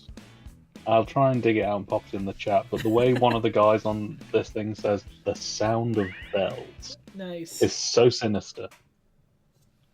Dr. Kruger, Colonel Banks speaking. Would you mind coming into my office right away, please? I need to talk to you about your unhealthy addition to shoving Danpak Purple up your ass. It's grossing everyone out. That's the only place Danpak Purple tastes actually Dr. good Kruger, is up your ass. Colonel Banks speaking. Would you mind coming into my office right away, please? No. That was perfectly timed. Dr. Kruger, Colonel Banks speaking. Would you mind coming into my office right away, please? Are we talking about that one time I left doggy poo in your desk? Yes. Dr. Kruger, Colonel Banks speaking. Would you mind coming into my office right away, please? And bring Blow Up Wanda with you. Dr. Kruger, Colonel Banks speaking. Would you mind coming into my office right away, please? He's too busy using the power glove. Damn it, hacker man. Dr. Kruger, Colonel Banks speaking. Would you mind coming into my office right away, please? And please don't haunt me in my dreams again. Time to place your vote, fellow Riffers.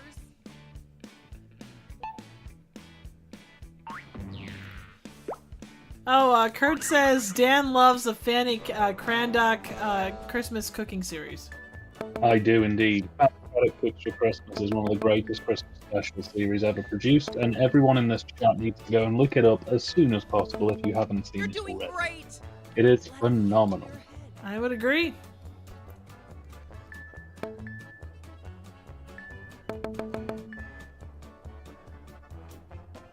And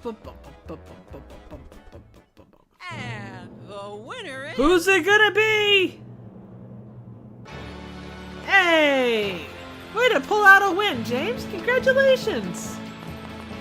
3 cheers for the top Riffer. Woo! Nicely done across the board.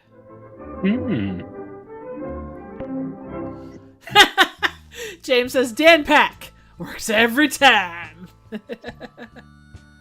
Oh, yeah.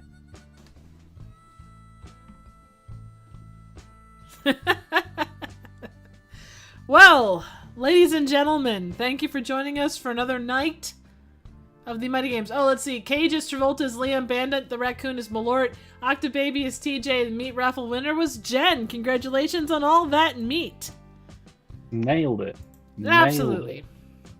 And if anybody wants to get their Busting 8-Ball question answered before we end the stream, please post it in the chat. I'll shake my balls for you. Absolutely. As you would expect. Woot, woot. Yes. Well, we've come to the end of another exciting night of Rifftrax and Danpak and anal raccoons and other such things. Oh, here we go. James asks, question for the ball, will humanity not blow themselves up by the end of this decade? And let me just check. Oh, bastarding 8 ball of truth. Will humanity not blow themselves up by the end of this decade? We could all die any day. 1999. How my balls hurt. Yes. Yes is the answer. Humanity will not blow themselves up by the end of this decade, apparently. Okay.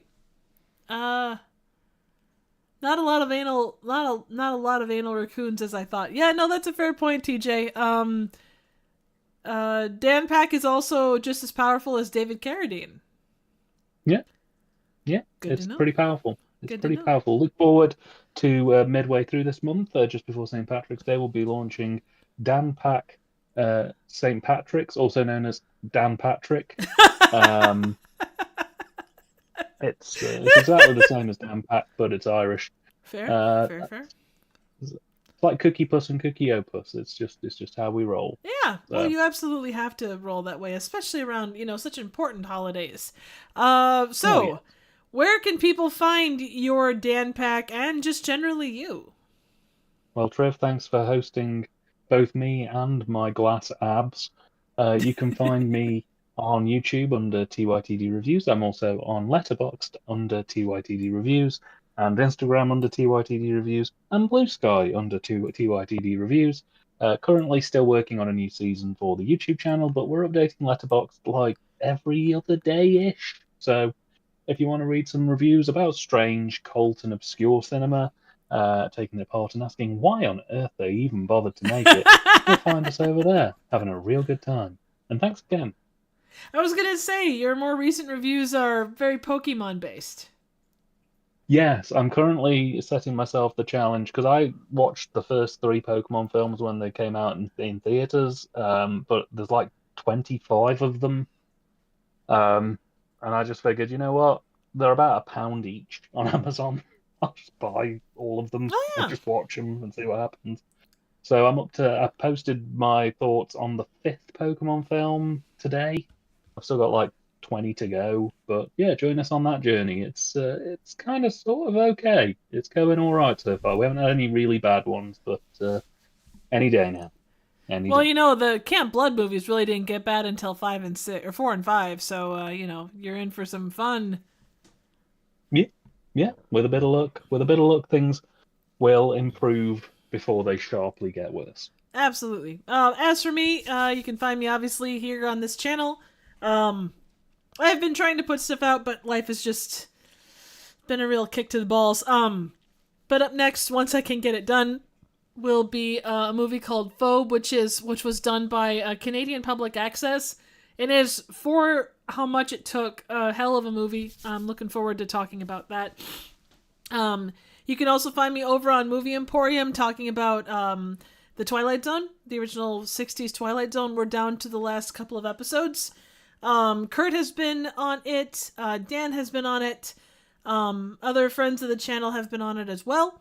I'm also Jonathan J. North.